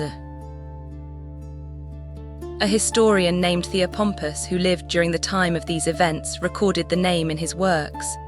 Others followed. The story was too compelling, too instructive, too horrifying to be suppressed. Within a generation, the name was widely known.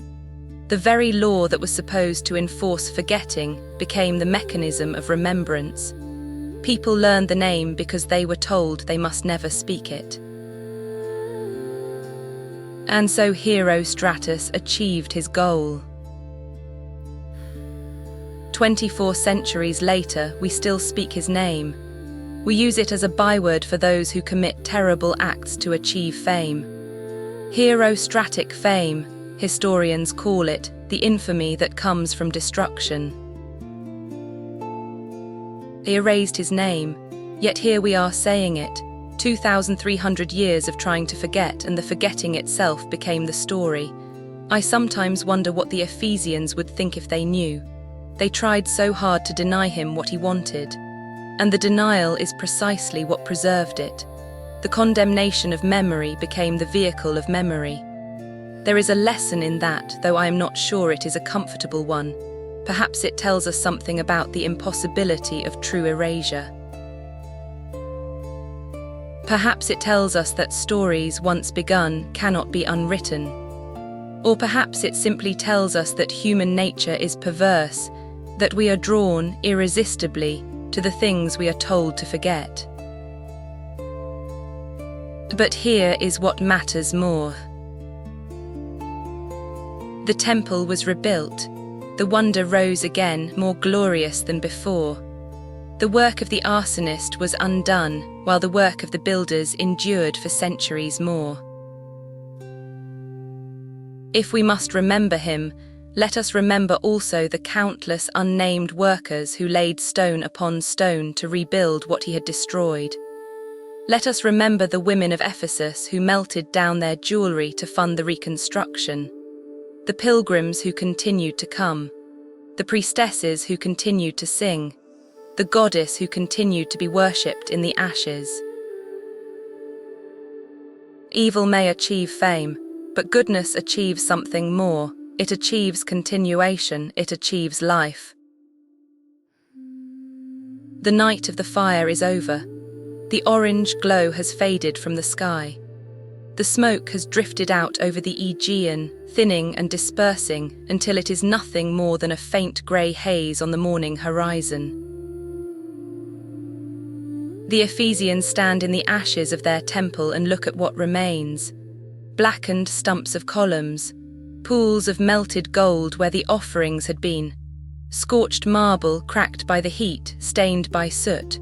The naiscos is empty, the goddess has been consumed along with her shrine. And in the silence that follows the fire, that strange, ringing silence that comes when something enormous has ended, someone speaks. We do not know who, we do not know what they said, but whatever the words were, they carried within them the same stubbornness that had sustained this place for centuries. The same refusal to accept defeat. The same faith that the goddess had not abandoned them, even though her house was ash. We will rebuild. They had said it before when the floods came. They would say it again now, and they would mean it. The ashes had barely cooled before the rebuilding began. The Ephesians were not people who accepted defeat. They had built temples on this marshy ground for centuries, watched them flood and fall, and built again. The destruction wrought by fire was terrible, but it was not the end. It was never the end. Remember the question that runs beneath this story: who kept rebuilding it? Here at last the answer begins to surface. Not kings alone, the people themselves. Funding came from an unexpected source. The citizens of Ephesus opened their own treasuries. They donated personal jewelry, rings and necklaces, bracelets and earrings, the accumulated wealth of generations. The women of the city gave their most precious possessions, melting down gold and silver to finance the restoration of the temple that was the heart of their community. It was an extraordinary act of collective devotion.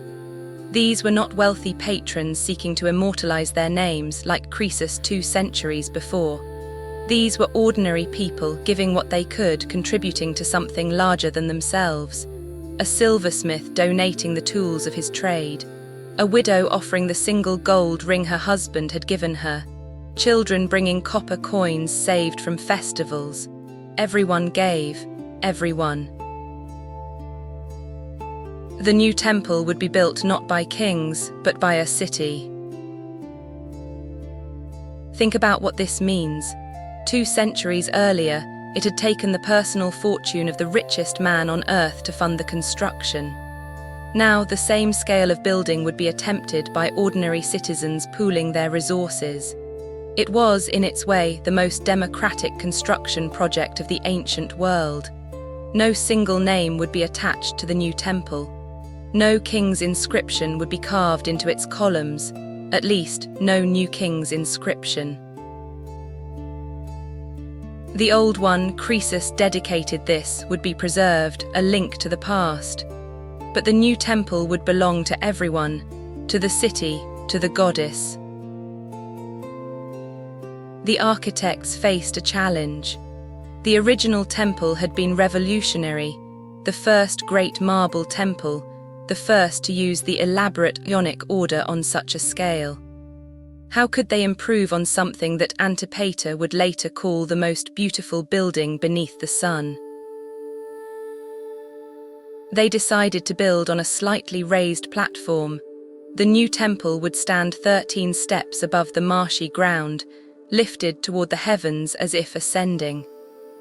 The columns rose to nearly 60 feet, taller than before, reaching higher than the originals had reached. The overall footprint was somewhat smaller, about 344 feet long and 180 feet wide. But the increased height made the building seem more vertical, more aspiring, more like a monument reaching toward the divine. And the decoration was more elaborate. The sculptors of the 4th century before the Common Era were masters of their art. Scopas, famous for the intensity of emotion he could capture in stone, may have carved some of the column drums. Praxiteles, perhaps the greatest sculptor of the age, is said to have contributed work as well. They carved scenes of myth and legend, figures from the underworld, the god Hermes leading souls to their final rest, winged death reaching out with gentle hands. 36 of the columns bore these carved reliefs. each one a masterpiece in its own right. If you could have walked through the new temple on the day of its completion, you would have been surrounded by art of a quality that the world has rarely seen since. Sculpture so fine that the figures seemed about to breathe, to move, to step down from the stone and walk beside you. The best preserved of these reliefs, now in the British Museum, shows figures from the boundary between life and death, the guide of souls leading a draped woman toward her final rest, while winged death watches with gentle, almost tender attention. The carving speaks of the boundary that the temple itself represented, the threshold between the mortal world and the divine, between the fleeting and the eternal, between what we can see and what we can only feel. And then Alexander came. In 334 before the Common Era, the young king of Macedon crossed into Asia at the head of an army. He was 22 years old, already a proven warrior, burning with ambition to conquer the Persian Empire that had dominated the region for 2 centuries. Remember, this was the child born on the night the temple burned. 22 years had passed since that night of fire and birth.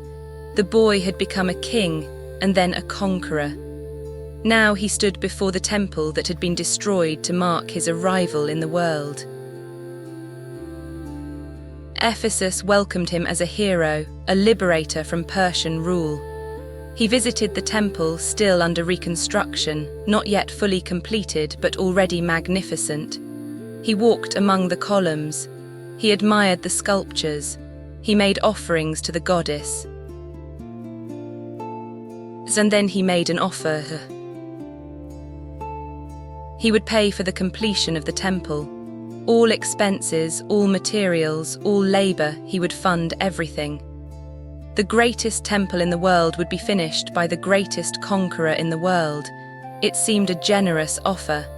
An offer that a city still rebuilding from catastrophe should have been grateful to accept. There was, of course, a condition. He wanted his name on the temple, an inscription acknowledging that Alexander, king of Macedon, had built this wonder.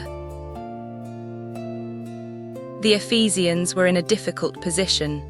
This was not someone you refused lightly. He commanded the most powerful army in the world. He had just defeated the Persians. He was, effectively, their new master. To refuse him openly would be dangerous. To offend him could mean the destruction of everything they had worked to rebuild. But the temple was theirs. They had built it with their own donations, their own jewelry, their own sacrifice. The women of the city had melted down their wedding rings. The craftsmen had donated their tools. To put Alexander's name on it would be to erase their sacrifice, to claim it as his achievement rather than theirs. And there was a deeper problem. The temple was dedicated to Artemis, a goddess. Could a mortal man, even a king, claim to have built a house for the divine? Someone found the words. We do not know who. The name of the diplomat is lost to history, which is its own kind of irony. But the words survive. It is not fitting, the spokesman said, for one god to build a temple to another god. The refusal was wrapped in the most exquisite flattery. By calling Alexander a god, the Ephesians transformed their rejection into a compliment. They were not denying his generosity, they were acknowledging his divinity. How could a god be offended by being told he was too divine to build temples for lesser beings? Alexander, by all accounts, accepted the refusal with good grace. He was vain, certainly, but he was also intelligent. He recognized an elegant escape when he saw one. He may even have admired it. He continued on his way, conquering Persia, Egypt, Babylon, pushing east until he reached the edges of India, until his soldiers refused to march any farther and he was forced to turn back. He died in Babylon in 323 before the Common Era, just 32 years old, the same age as Jesus at his death, though the two men could hardly have been more different. He left an empire that would be divided among his generals, a legend that would outlast the empire, and an age that would bear his name. The child born on the night the temple burned had become the greatest conqueror the world had ever seen, and yet the temple had refused him. The building that had been destroyed to mark his birth would not bear his name. There is something poetic in that, the wonder and the conqueror, linked by the coincidence of a single night, but ultimately following different paths. He conquered the world and is remembered as a god. The temple sheltered a goddess and is remembered as a wonder. Perhaps these are the same kind of remembrance, viewed from different angles.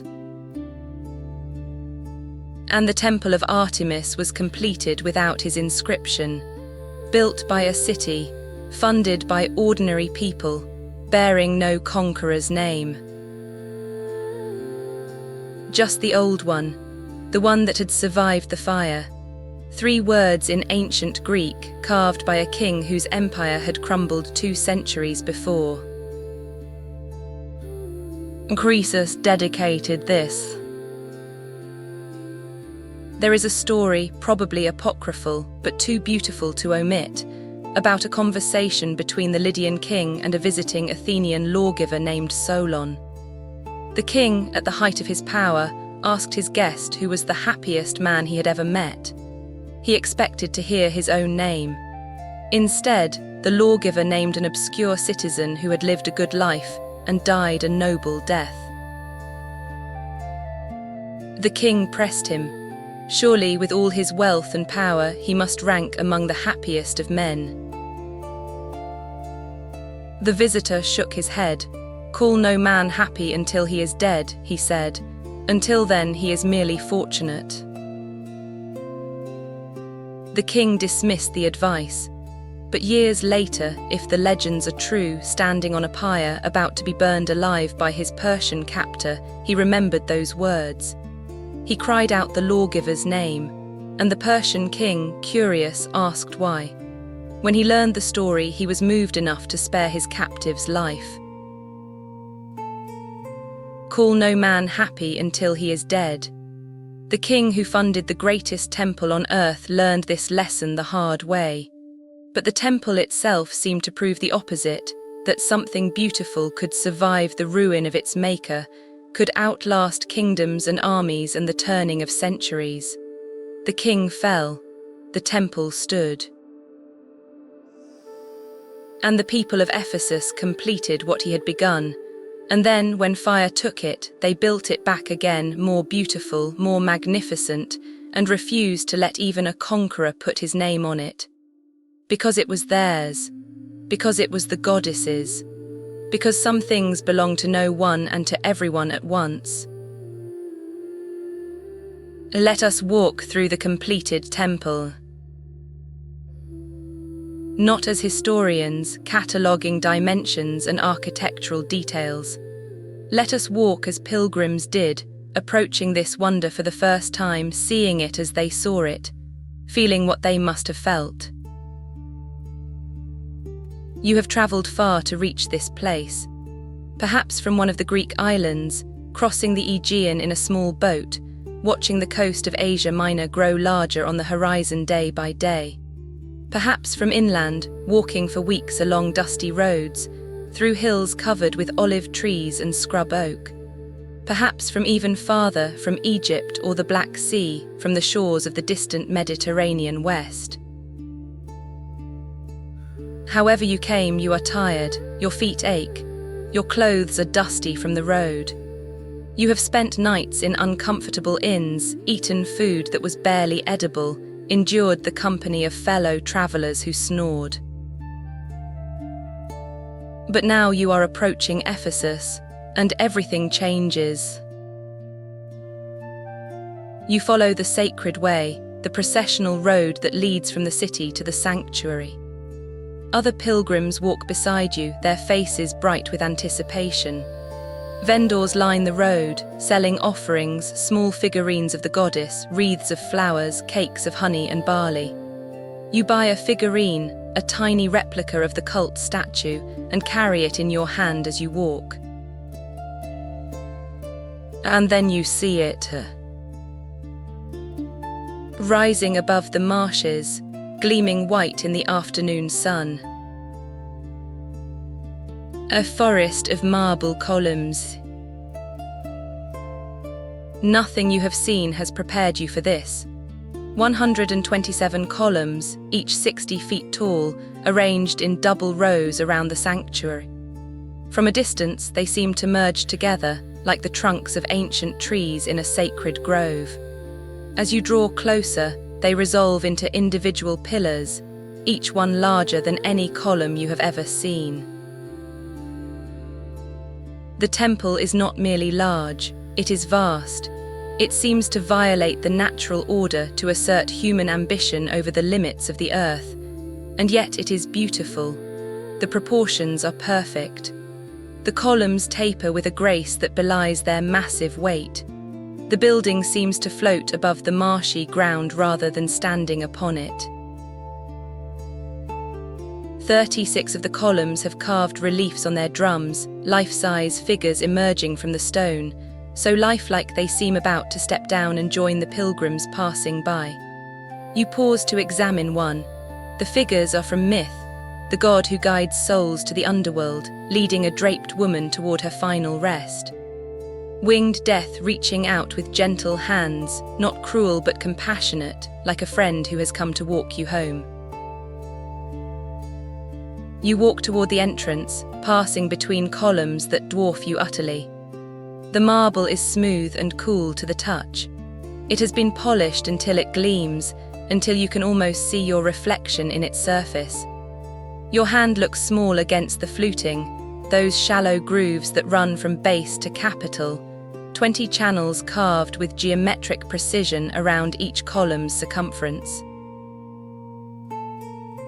And somewhere among these columns, you cannot tell where, is the one that Croesus paid for. 3 words inscribed on its drum. A king's attempt at immortality, hiding in plain sight among 126 other columns. The paint that once filled the carved grooves has long since faded, but the words are still there, still legible, still speaking across time.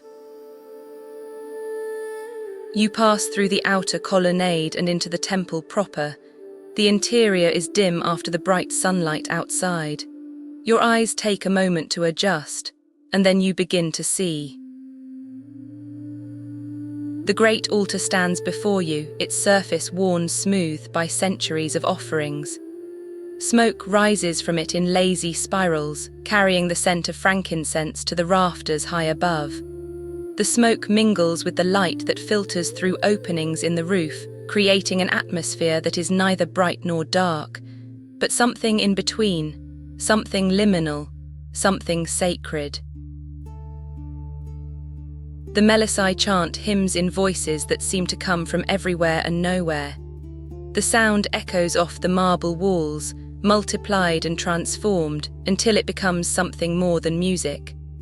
Something closer to the sound of the marsh itself, wind through reeds, water over stone, the hum of bees in summer air. And at the heart of it all, the goddess waits in her shrine. You cannot approach too closely. That privilege is reserved for the priestesses, but you can see her there in the shadows, dark wood draped in gold and silver, lions clinging to her extended arms, that mysterious cluster on her chest catching the lamplight, holding it. You make your offering, the small figurine you bought on the sacred way. You place it in the hands of a priest who accepts it with quiet ceremony, as he has accepted 1,000 offerings before yours and will accept 1,000 more after. And then you turn and walk back through the forest of columns and emerge into the bright Aegean sunlight. The world seems different now. smaller somehow, more ordinary. You have seen a wonder and nothing will ever quite compare. It is night now in your imagined visit. The pilgrims have gone. The vendors have packed their stalls. The city sleeps or pretends to, the taverns are still full, the watchmen still walk their rounds. But the temple is quiet, its daily rhythms suspended until dawn. The moon is rising over the hills to the east. It clears the ridge and hangs there, full and silver, painting the world in shades of grey and white. The marble columns catch its light and hold it, glowing faintly, as if they contain some inner radiance. You walk among them. Perhaps you are a priest making one last round before retiring. Perhaps you are a pilgrim, unable to sleep, drawn back to the sanctuary by something you cannot name. Perhaps you are no one at all, a dreamer, a wanderer, a ghost of the future visiting a world that no longer exists. It does not matter. What matters is the moonlight and the columns and the silence. The columns rise around you like a forest turned to stone. Each one is taller than most buildings you have ever seen.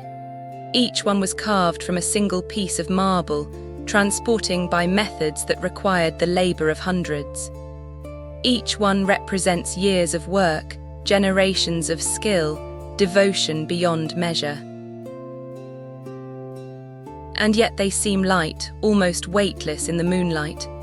They seem to float above the earth rather than standing upon it.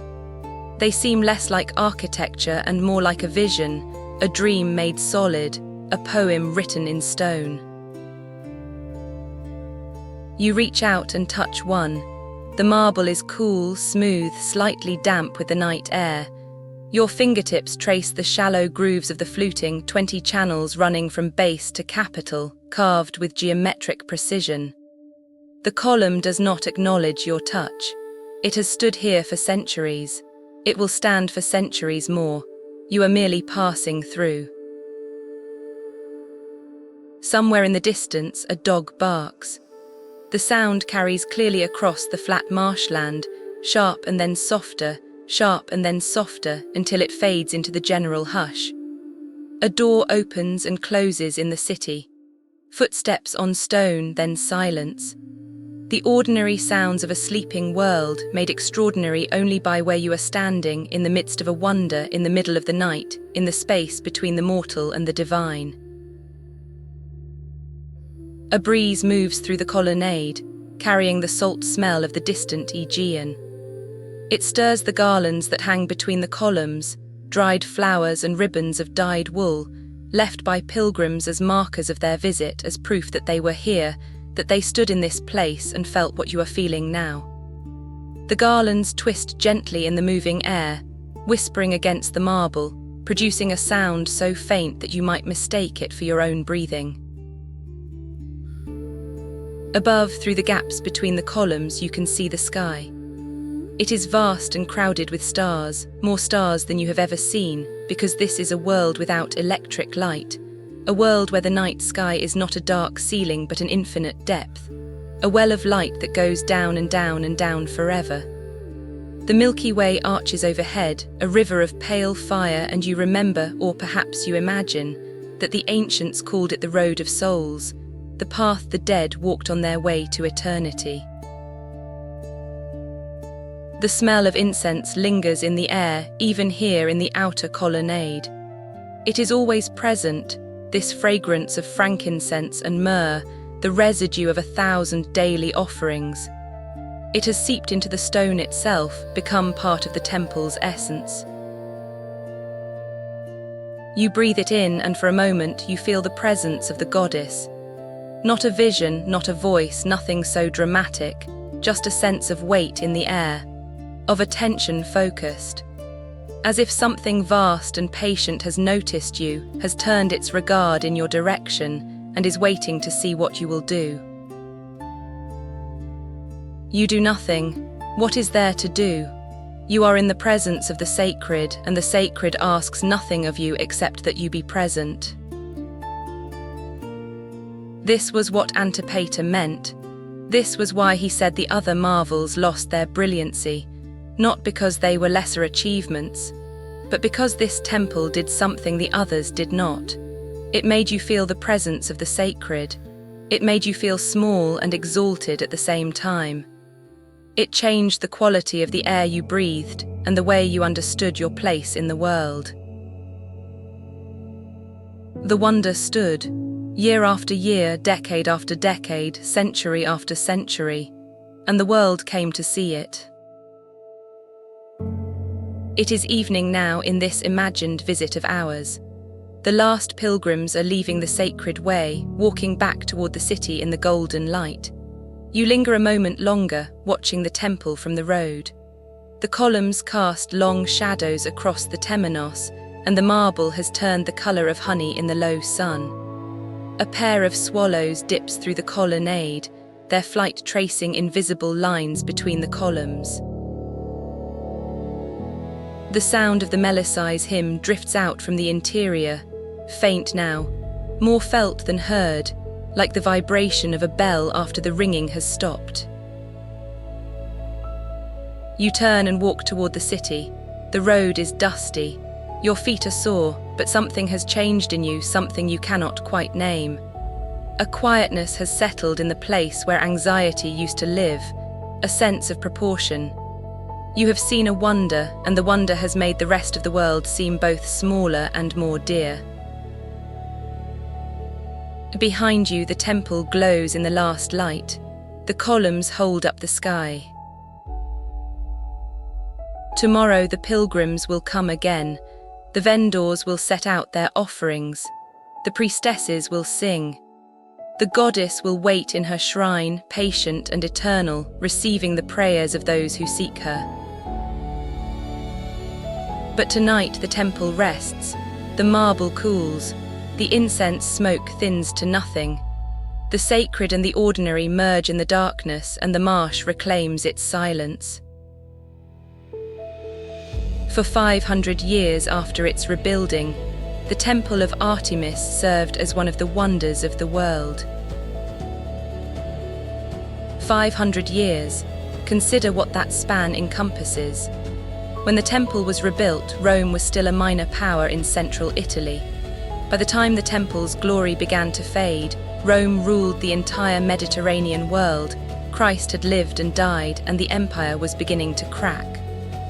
Through all of it, through the rise of kingdoms and the fall of republics, through wars and plagues and revolutions that changed the face of civilization, the temple endured.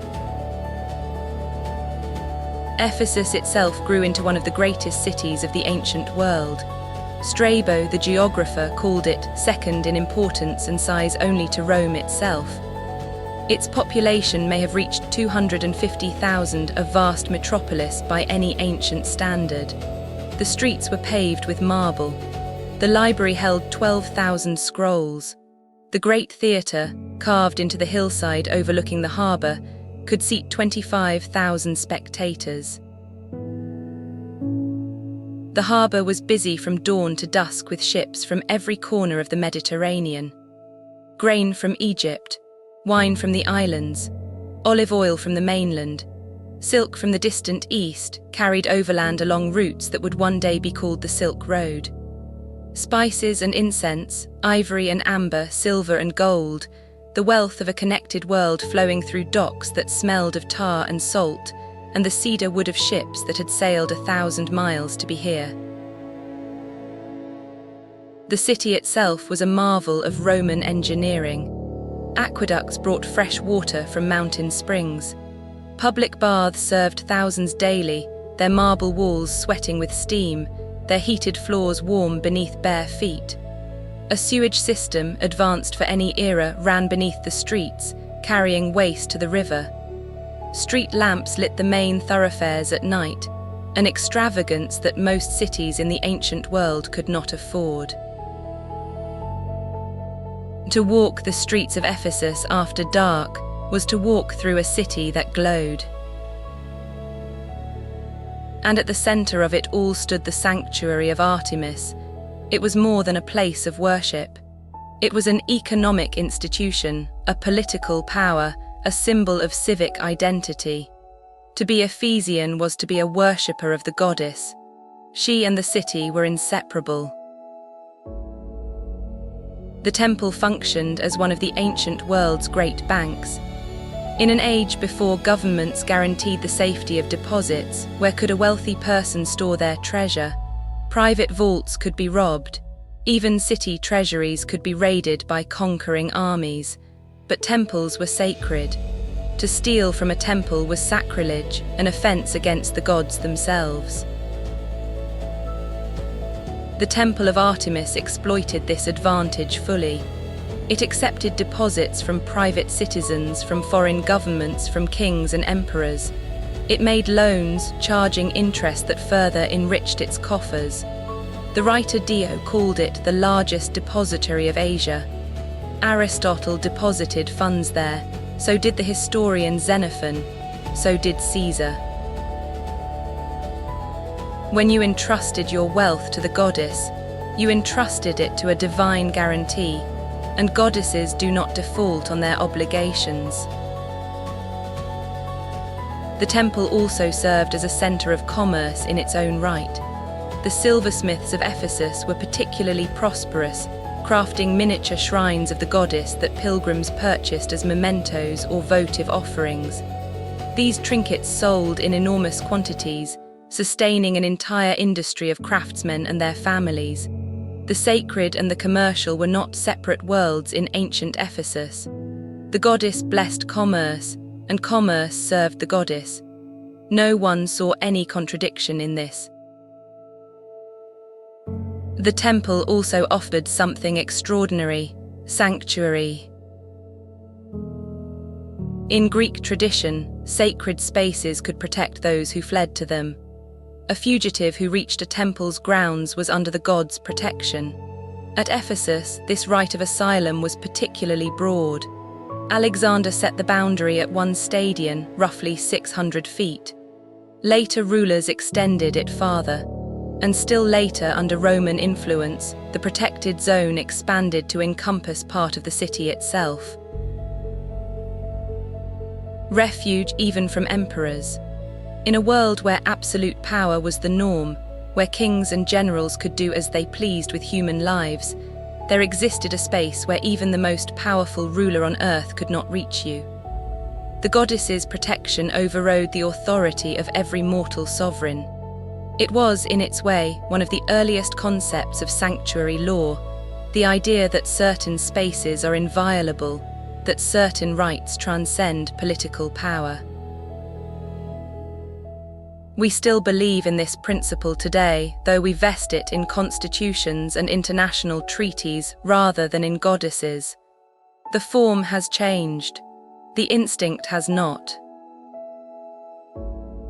The festivals of Artemis punctuated the year with celebrations that united the entire city. The month of Artemision, roughly our March and April, was dedicated entirely to the goddess. Athletic competitions drew athletes from across the Greek world. Dramatic performances filled the theatre. Musical contests echoed through the streets. A sacred truce, an echecharia, was declared, ensuring that pilgrims could travel safely to the celebrations, even through lands at war. The spring festival celebrated the goddess's birthday. The ancient cult statue was carried through the streets in a torchlit procession, passing through the great gates, circling the perimeter of the city, returning at last to the temple. Crowds lined the route, singing and chanting, throwing flowers, reaching out to touch the sacred image as it passed. At the climax, the statue was ceremonially dipped in the harbour waters. This ritual purification restored the goddess's virginity, renewing her for another year of devotion. It was a symbolic act about cycles and renewal, about the eternal return of the sacred. The same water that had threatened the earliest temples, that had flooded and destroyed the shrines of the Bronze Age, that water was now part of the ritual. The element that had once been the enemy had become part of the worship. What had once destroyed was now what purified. What had once been feared was now embraced. The goddess and the water had made peace. Then the procession returned to the temple and ordinary life resumed. The shops reopened, the ships sailed. The coins changed hands, but everyone remembered what they had witnessed. The goddess was among them, and her presence blessed all that they did. The chant that rose from the crowds echoed through the streets. "Great is Artemis of the Ephesians," the same chant that would later confront the Apostle Paul, when the silversmiths who made miniature shrines of the goddess stirred up 25,000 people to defend their livelihood and their faith. That confrontation deserves a moment. Paul arrived in Ephesus around 53 of the Common Era, preaching a faith that had no use for temples made with hands. He stayed for 2 years, winning converts, performing what the faithful called miracles. His message was simple and devastating. The gods of marble and bronze were no gods at all. The silversmiths understood the threat before anyone else did. A man named Demetrius gathered his fellow craftsmen, the men who made their living fashioning miniature shrines of the goddess for sale to pilgrims, and laid out the danger in terms that were equal parts spiritual and economic. "Not only is there danger that our trade will come into disrepute," he said, "but also that the temple of the great goddess Artemis will be regarded as worthless." The crowd that gathered filled the great theatre. 25,000 voices, chanting in unison for 2 hours, the sound rolling down from the stone seats and out across the city like thunder. "Great is Artemis of the Ephesians. Great is Artemis of the Ephesians." Paul left the city. The silversmith had won the argument for now. The shrines continued to sell. The pilgrims continued to come. The temple continued to gleam in the Aegean sun. But something had shifted. A seed had been planted that no amount of chanting could uproot. The new faith would grow slowly, quietly, like water finding cracks in marble. It would take 3 more centuries to finish what Paul had begun. For 500 years, the goddess reigned. But the silversmiths had seen something that the priests had not. The threat was not armies or earthquakes or fire. The threat was an idea, and ideas are harder to fight than flames. The temple's wealth continued to grow throughout this period. The treasury, already one of the largest in Asia, swelled with deposits from every corner of the Roman world. The altar received offerings daily. The sacred groves that surrounded the temenos were maintained by an army of groundskeepers. The columns were cleaned and polished. The carved reliefs were repainted when the colours faded. The building was treated as a living thing, something that required constant tending, constant care. And the city thrived in the temple's shadow. Artisans produced miniature shrines by the thousands. Innkeepers housed the endless flow of pilgrims. Guides offered tour of the sanctuary. Money changers converted foreign currency into the local coinage. It was an entire economy built on devotion, an industry of faith that sustained tens of thousands of livelihoods. The sacred and the commercial were not separate worlds in ancient Ephesus. They were the same world, seen from different angles. The goddess blessed commerce, and commerce served the goddess. The temple was both the spiritual heart of the city and its economic engine, and no one saw any contradiction in this. The divine was not removed from daily life. It was woven into every transaction, every handshake, every coin that changed hands in the shadow of those magnificent columns. But nothing endures unchanged. Not cities, not empires, not even the favor of the gods. And the forces that would eventually destroy the temple were already gathering far away, in places that the Ephesians knew nothing about, among peoples whose names they had never heard. In the 3rd century of the Common Era, the Roman Empire began to crack. Civil wars ravaged the provinces. Emperors rose and fell with dizzying speed, sometimes several in a single year. The economy faltered. The borders weakened. Peoples who had been held at bay for centuries began to press inward, sensing vulnerability in what had seemed invulnerable. Among these peoples were the Goths. They were Germanic tribes from the lands north of the Black Sea, warriors and horsemen, seafarers and raiders, peoples for whom the accumulated wealth of the Roman cities represented irresistible temptation. They had been pressing against the empire's borders for generations, testing, probing, looking for weakness. In the middle of the 3rd century, they found it. The raids came by both land and sea.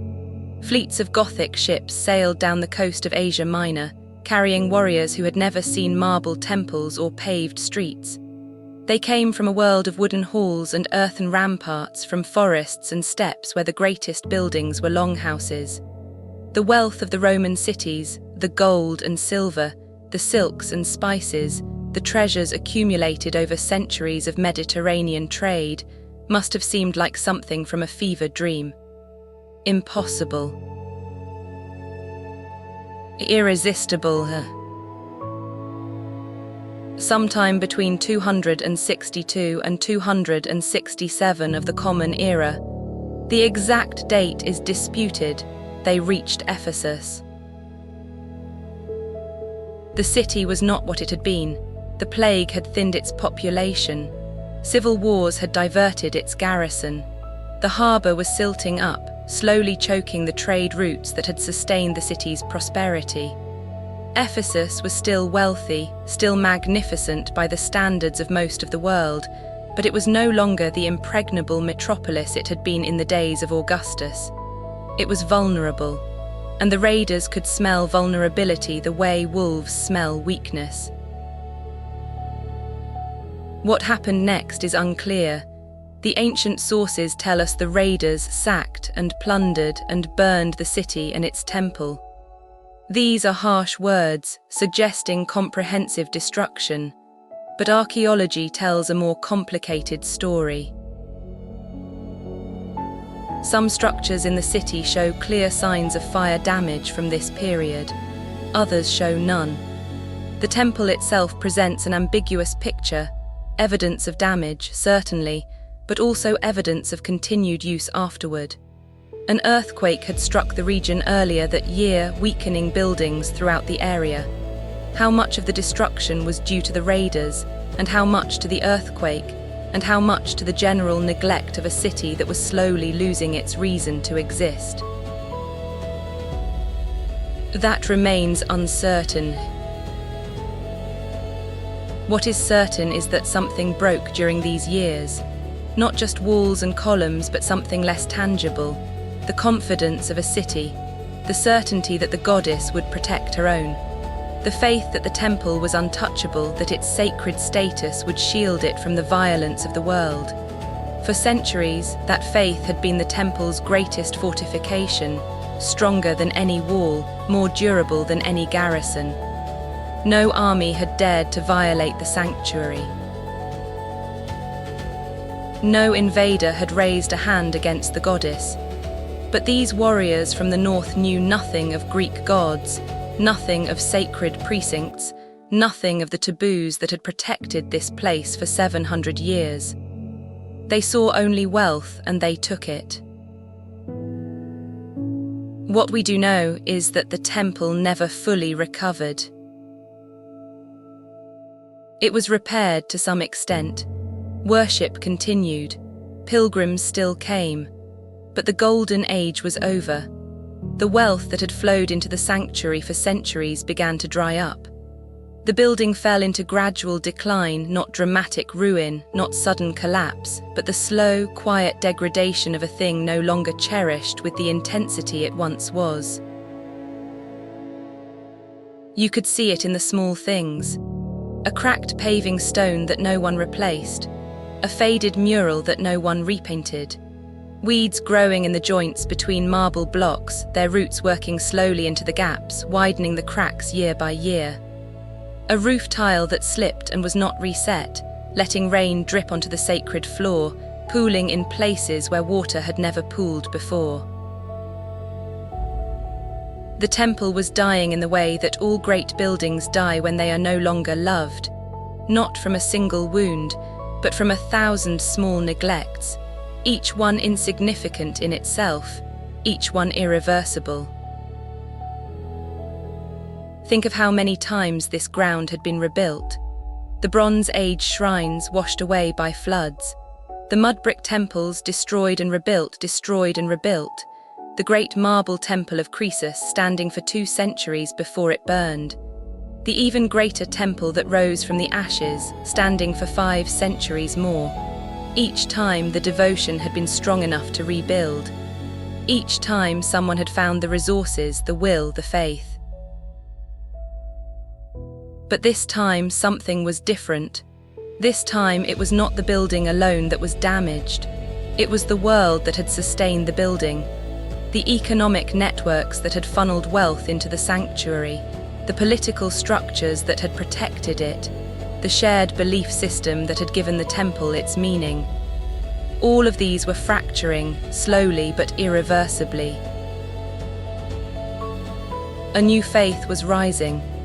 Christianity, born in the eastern provinces of the empire, had gone from a persecuted minority to the official religion of the Roman state.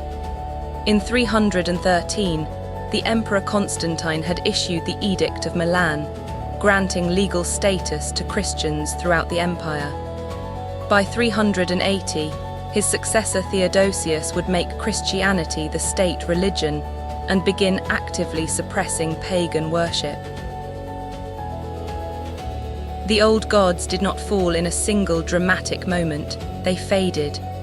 Gradually, almost imperceptibly, the temples of the ancient world lost their congregations, their income, their reason for existing. The process took decades, in some places centuries, but it was inexorable.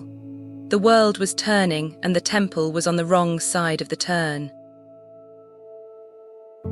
At Ephesus, the transition was complicated by the fact that the city had deep connections to both the old faith and the new. The Apostle Paul had spent years here, writing letters to the Christian community. The Gospel of John may have been composed within sight of the temple's columns. Early Christian tradition held that Mary, the mother of Jesus, had spent her final years in a house near the city. Ephesus was a cradle of Christianity, and also the home of the greatest pagan temple in the world. The two faiths existed side by side, sometimes peacefully, sometimes not. The pilgrims still came, but in smaller numbers. The offerings still arrived, but they were fewer and poorer. The Melisai still sang their hymns, but their voices echoed in a sanctuary that was slowly emptying of meaning, of wealth, of the certainty that the goddess they served would endure forever. The goddess still waited in her naiscos, but fewer and fewer people were coming to see her. Imagine being one of the last Melisai. You were dedicated to the goddess as a child, as your mother was before you, as her mother was before her. You learned the hymns, you learned the dances, you learned to tend the cult statue, to change its robes, to polish the gold and silver that draped its ancient form. These rituals were your life. They were the only life you had ever known. And now the sanctuary is half empty. The pilgrims come less often. The offerings are smaller. The treasury, once the richest in Asia, is dwindling. The columns stand as tall as ever, but there are cracks you have never seen before, damage from the raiders, from the earthquake, from the slow work of time on stone that was never meant to be neglected. You sing your hymns, but your voice echoes strangely in the emptying space. You tend the cult statue, but the gold is tarnished, and there is no one to replace it. You maintain the eternal flame, but you wonder in the quiet hours before dawn, when doubt comes easiest, whether the flame will outlast you, whether anything will outlast you. The goddess does not answer your questions, she never has. She simply waits as she has always waited, dark and ancient and inscrutable. Her lions cling to her arms, her mysterious symbols cover her chest. She has survived floods and fires and conquering armies. She will survive this too. Or so you believe, or so you must believe, because belief is all you have. The last decades of the temple were a twilight, neither fully alive nor fully dead. The building still stood, still magnificent, still one of the largest structures in the ancient world. But it stood increasingly alone. The network of worship and commerce that had sustained it, the pilgrim routes, the offering trade, the banking operations, the festival calendar, was fraying strand by strand. New churches rose in the city, built in the new style, adorned with crosses instead of volutes. The city council, once devoted to maintaining the temple, increasingly directed its funds elsewhere. The young men who might once have joined the temple priesthood now entered the Christian clergy instead. The world was turning, and the temple could feel it turning. The goddess waited. She had waited through floods and fires, through wars and earthquakes, through the rise and fall of empires. She could wait through this too. She was patient. She was stone and wood and gold. She did not know how to be anything else. In 380 of the Common Era, the Emperor Theodosius issued an edict. Pagan worship was to cease throughout the Roman Empire. Temples could be closed, their treasures confiscated, their priests dispersed. The old gods were to be abandoned, their sacred places given over to the new faith, or simply left to crumble. Some temples were converted to churches, their columns and walls repurposed for Christian worship. Others were closed and locked. Still others were destroyed outright, torn down by zealots who saw pagan worship as an offense against the one true God. The Temple of Artemis survived into the early 5th century. It was too famous, too magnificent, too deeply woven into the identity of its city to be easily destroyed. But in approximately 401 of the Common Era, its time finally came. A Christian mob descended on the temple. We should be careful with our language here. The ancient sources are sparse and the exact sequence of events is unclear. What we know is that at some point in the early 5th century, the temple was systematically destroyed, not by natural disaster, not by foreign raiders, but by the citizens of its own city. Or rather, by citizens of a city that no longer recognized the temple as theirs. The goddess had become a stranger in her own home. They tore at the marble with hammers and crowbars. They toppled columns that had stood for 7 centuries. They scattered the offerings that had accumulated across millennia. They ended, once and for all, the worship that had been practiced on this spot since the Bronze Age, more than 2,000 years of continuous devotion, silenced in a single act of destruction. The cult statue, that ancient Zoanon of dark wood, dressed in gold and silver, covered with its mysterious symbols, was destroyed. Or perhaps hidden by the last faithful, spirited away to some secret place where it waits still in the dark in the earth, dreaming of incense and hymns. We do not know. The goddess simply vanished. One day she was there, watching from her shrine as she had watched for 1,000 years. The next day the shrine was empty. The Melisai fell silent. Their songs, passed from generation to generation for a millennium, were heard no more. The last priestess, we do not know her name, performed her final ritual and walked away from the temple forever. But the destruction did not end with the worship. The temple itself was dismantled, not entirely out of rage, though rage played its part, but out of practicality. The marble was valuable. The columns could be repurposed. In a world that was building new things, churches and fortifications, palaces and civic buildings, the temple was a quarry of perfectly dressed stone, free for the taking. And so the marble that had been quarried in distant hills, transporting by ingenious methods, lifted into place by the labor of 3 generations, was carried away again. Column by column, block by block, drum by drum. Imagine the scene. Workers with ropes and levers pulling down what other workers had raised 8 centuries before. The same tools, the same techniques, the same patient application of mechanical advantage, but in reverse. Creation undone. A building returning to the raw materials from which it was made, the way a body returns to the earth from which it grew. The carved column drums, those masterpieces of Scopas and Praxiteles, those scenes of gods and souls and the boundary between life and death, were loaded onto carts and carried to Constantinople, where they were set into the walls of new buildings. The plain drums were broken up for lime, heated in kilns until the crystalline marble became powder, then mixed with water to make morite for new construction.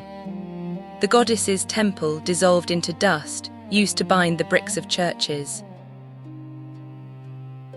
Some columns travelled farther.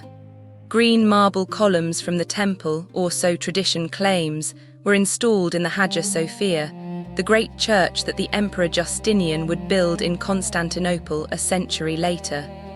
If this tradition is true, then the goddess's bones supported the largest Christian church in the world for 1,000 years.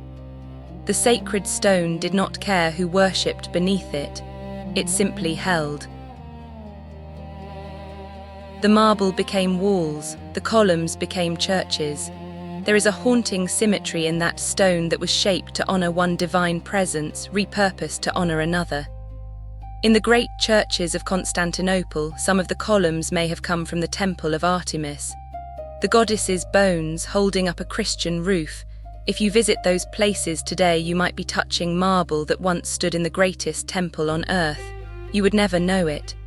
The stone does not announce its origins. It simply holds up whatever roof it is asked to hold, serving whatever faith claims it. That is the nature of marble, patient, indifferent, enduring. It does not care who prays beneath it. Within a generation, the temple was gone.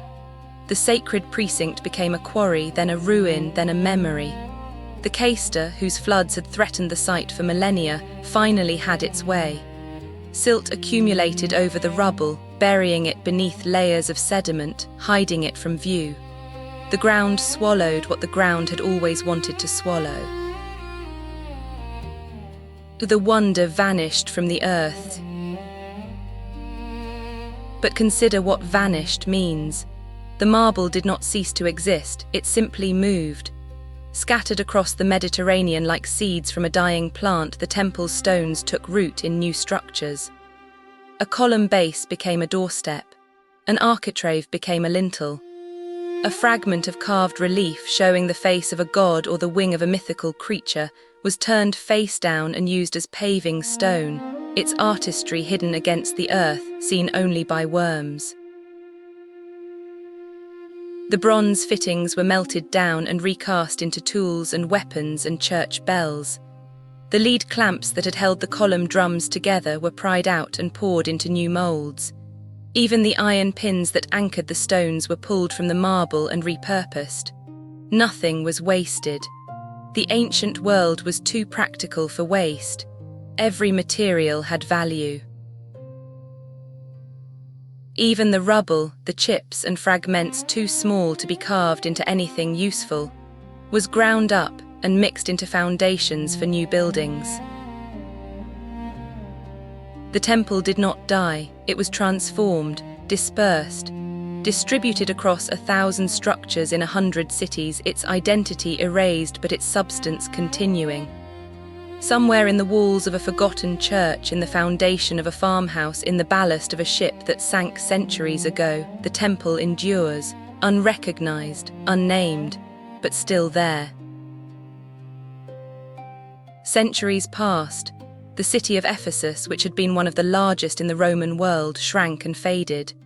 The harbour silted up completely, ships could no longer reach the docks. Trade moved elsewhere, people followed. By the Middle Ages, the great city was a village, then a ruin, then barely even a memory. The theatre where 25,000 had gathered became a heap of stones. The library collapsed. The marble-paved streets disappeared beneath dirt and scrub. And the temple was forgotten. Not entirely. Scholars who read the ancient texts knew that a great temple had once stood here. Antipater's praise survived in dusty manuscripts. Pliny's descriptions were copied by medieval scribes who had never seen anything larger than a parish church. But the location was lost. No one knew where the temple had stood. Travelers who visited the ruins of the city searched in vain for any trace of the wonder. They walked over the very ground where it had stood, their feet pressing the silt that covered its foundations, and they had no idea that the greatest temple in the ancient world lay directly beneath them.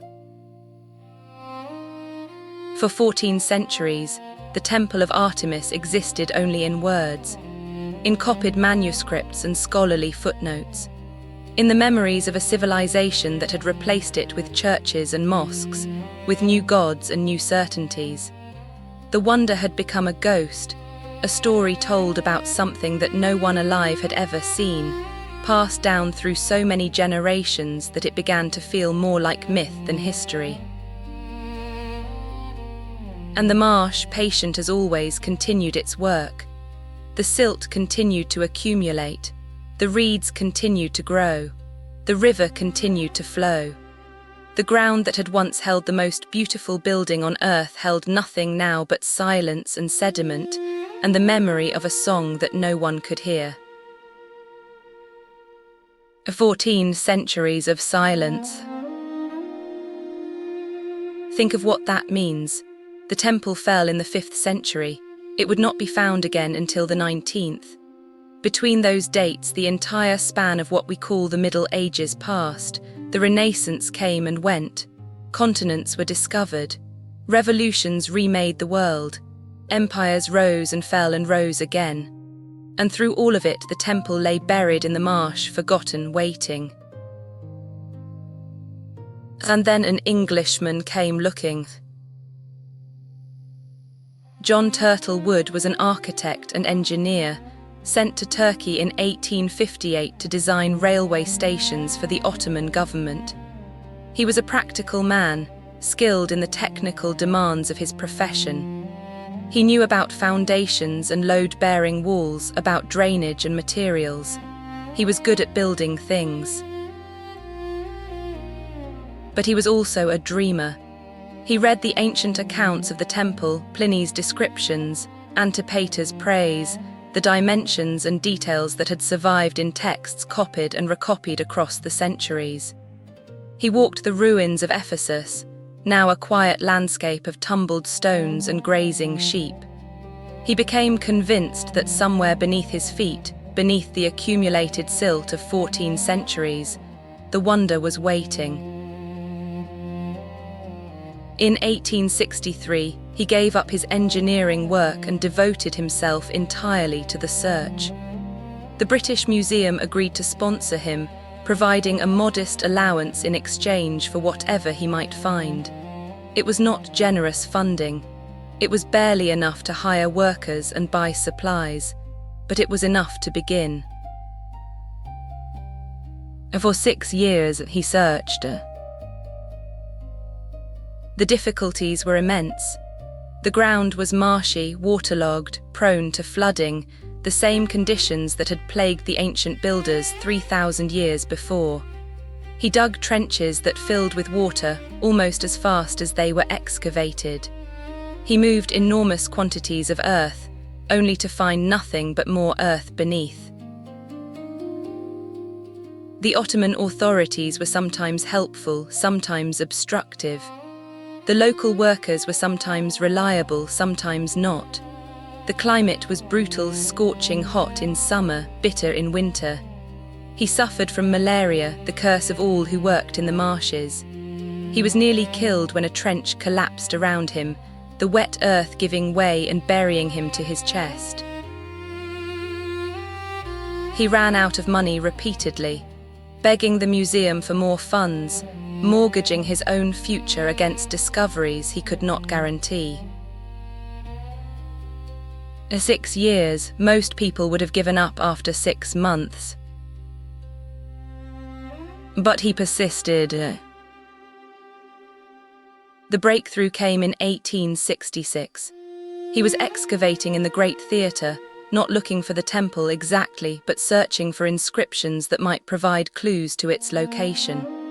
He found one, a decree from the Roman period describing the route of the sacred procession that carried gold and silver statuettes from the temple to the theatre and back. The inscription named the gates through which the procession passed, the Magnesian gate on one end, the Coretian gate on the other. He had his map. He began digging along the line indicated by the inscription. It was slow work. The entire region was buried under centuries of accumulated silt. But step by step, trench by trench, he traced the processional route backward from the theatre toward its origin. On December 31st, 1869, New Year's Eve, his workers struck marble. It was the temple. Buried beneath more than 16 feet of silt, reduced to rubble and fragments, but unmistakably the wonder that had drawn pilgrims for 1,000 years, the pavement of the great temple, the foundations that rested on sheepskin and charcoal, the scattered remnants of columns and carved drums. He had found it, what 14 centuries of seekers had failed to find. The excavation continued for several more years. He uncovered the temple's floor plan, traced the outlines of its column positions, recovered fragments of its sculptures. The finds were shipped to the British Museum, where they remain to this day, in room 82, the Ephesus room, where you can see sculptured column drums with scenes from the underworld, architectural fragments carved with a precision that modern tools would struggle to match, and some of the oldest coins ever minted, found buried beneath the temple foundations. But there was no great treasure. No gold or silver hoards, no precious offerings, no cult statue preserved by some miracle of burial. The temple had been too thoroughly plundered, too completely dismantled. What remained was marble and memory. It was enough, the wonder had been found. Today, the site lies just outside the town of Selçuk in western Turkey. It is not what you might expect. There is no forest of columns, no marble gleaming in the sun. The temple is gone, its stones scattered across a dozen countries, reused in churches and fortifications and buildings whose occupants never knew where the stone had come from. What remains is a low, marshy area, a shallow depression in the landscape, barely distinguishable from the fields around it. And a single column. The column was erected by Austrian archaeologists in the 20th century. It is not original. It was assembled from miscellaneous fragments found on the site, pieces from different periods cobbled together to create something that might suggest what once was. It stands alone in the marsh, perhaps 30 feet tall, a fraction of the height the original columns reached. Birds nest on its capital. Reeds grow around its base. Tourists stop briefly, take photographs, and move on to the better preserved ruins of the city itself. A humble monument to one of the greatest buildings ever constructed. But the reeds are still there. The Caister still carries its silt toward the Aegean, as it has carried silt for thousands upon thousands of years. The ground is still marshy, still soft, still the same difficult earth that builders wrestled with across 2 millennia. The place remembers even if the stones do not. And somewhere in the British Museum, or in the foundations of a church in Constantinople, or in a wall in some Ottoman fortress, or still buried in the earth waiting to be found, there may be a fragment of the column that a Lydian king dedicated 2,500 years ago. Those 3 words, pressed into marble by a man who wanted to be remembered. Croesus dedicated this. He is remembered. The temple teaches us something about time. Not that all things pass, we knew that already, but that passing is not the same as ending, that what is destroyed can be rebuilt, that what is forgotten can be remembered. That meaning survives the structures that contained it, like a song that outlasts the instrument. A king built a temple and his kingdom fell. The temple endured. An arsonist burned the temple and was executed. The temple was rebuilt. Raiders sacked the city and moved on. The temple was repaired. The faithful dismantled the temple for its marble. The memory of the temple survived. An Englishman searched for the temple in the mud and found it. Each ending was also a beginning. Each destruction led to reconstruction. Each forgetting prepared the way for rediscovery. That is the rhythm of this story. That is the answer to the question we asked at the beginning, who kept rebuilding it. Everyone. Everyone who loved the goddess, everyone who loved beauty, everyone who refused to accept that something magnificent could simply end.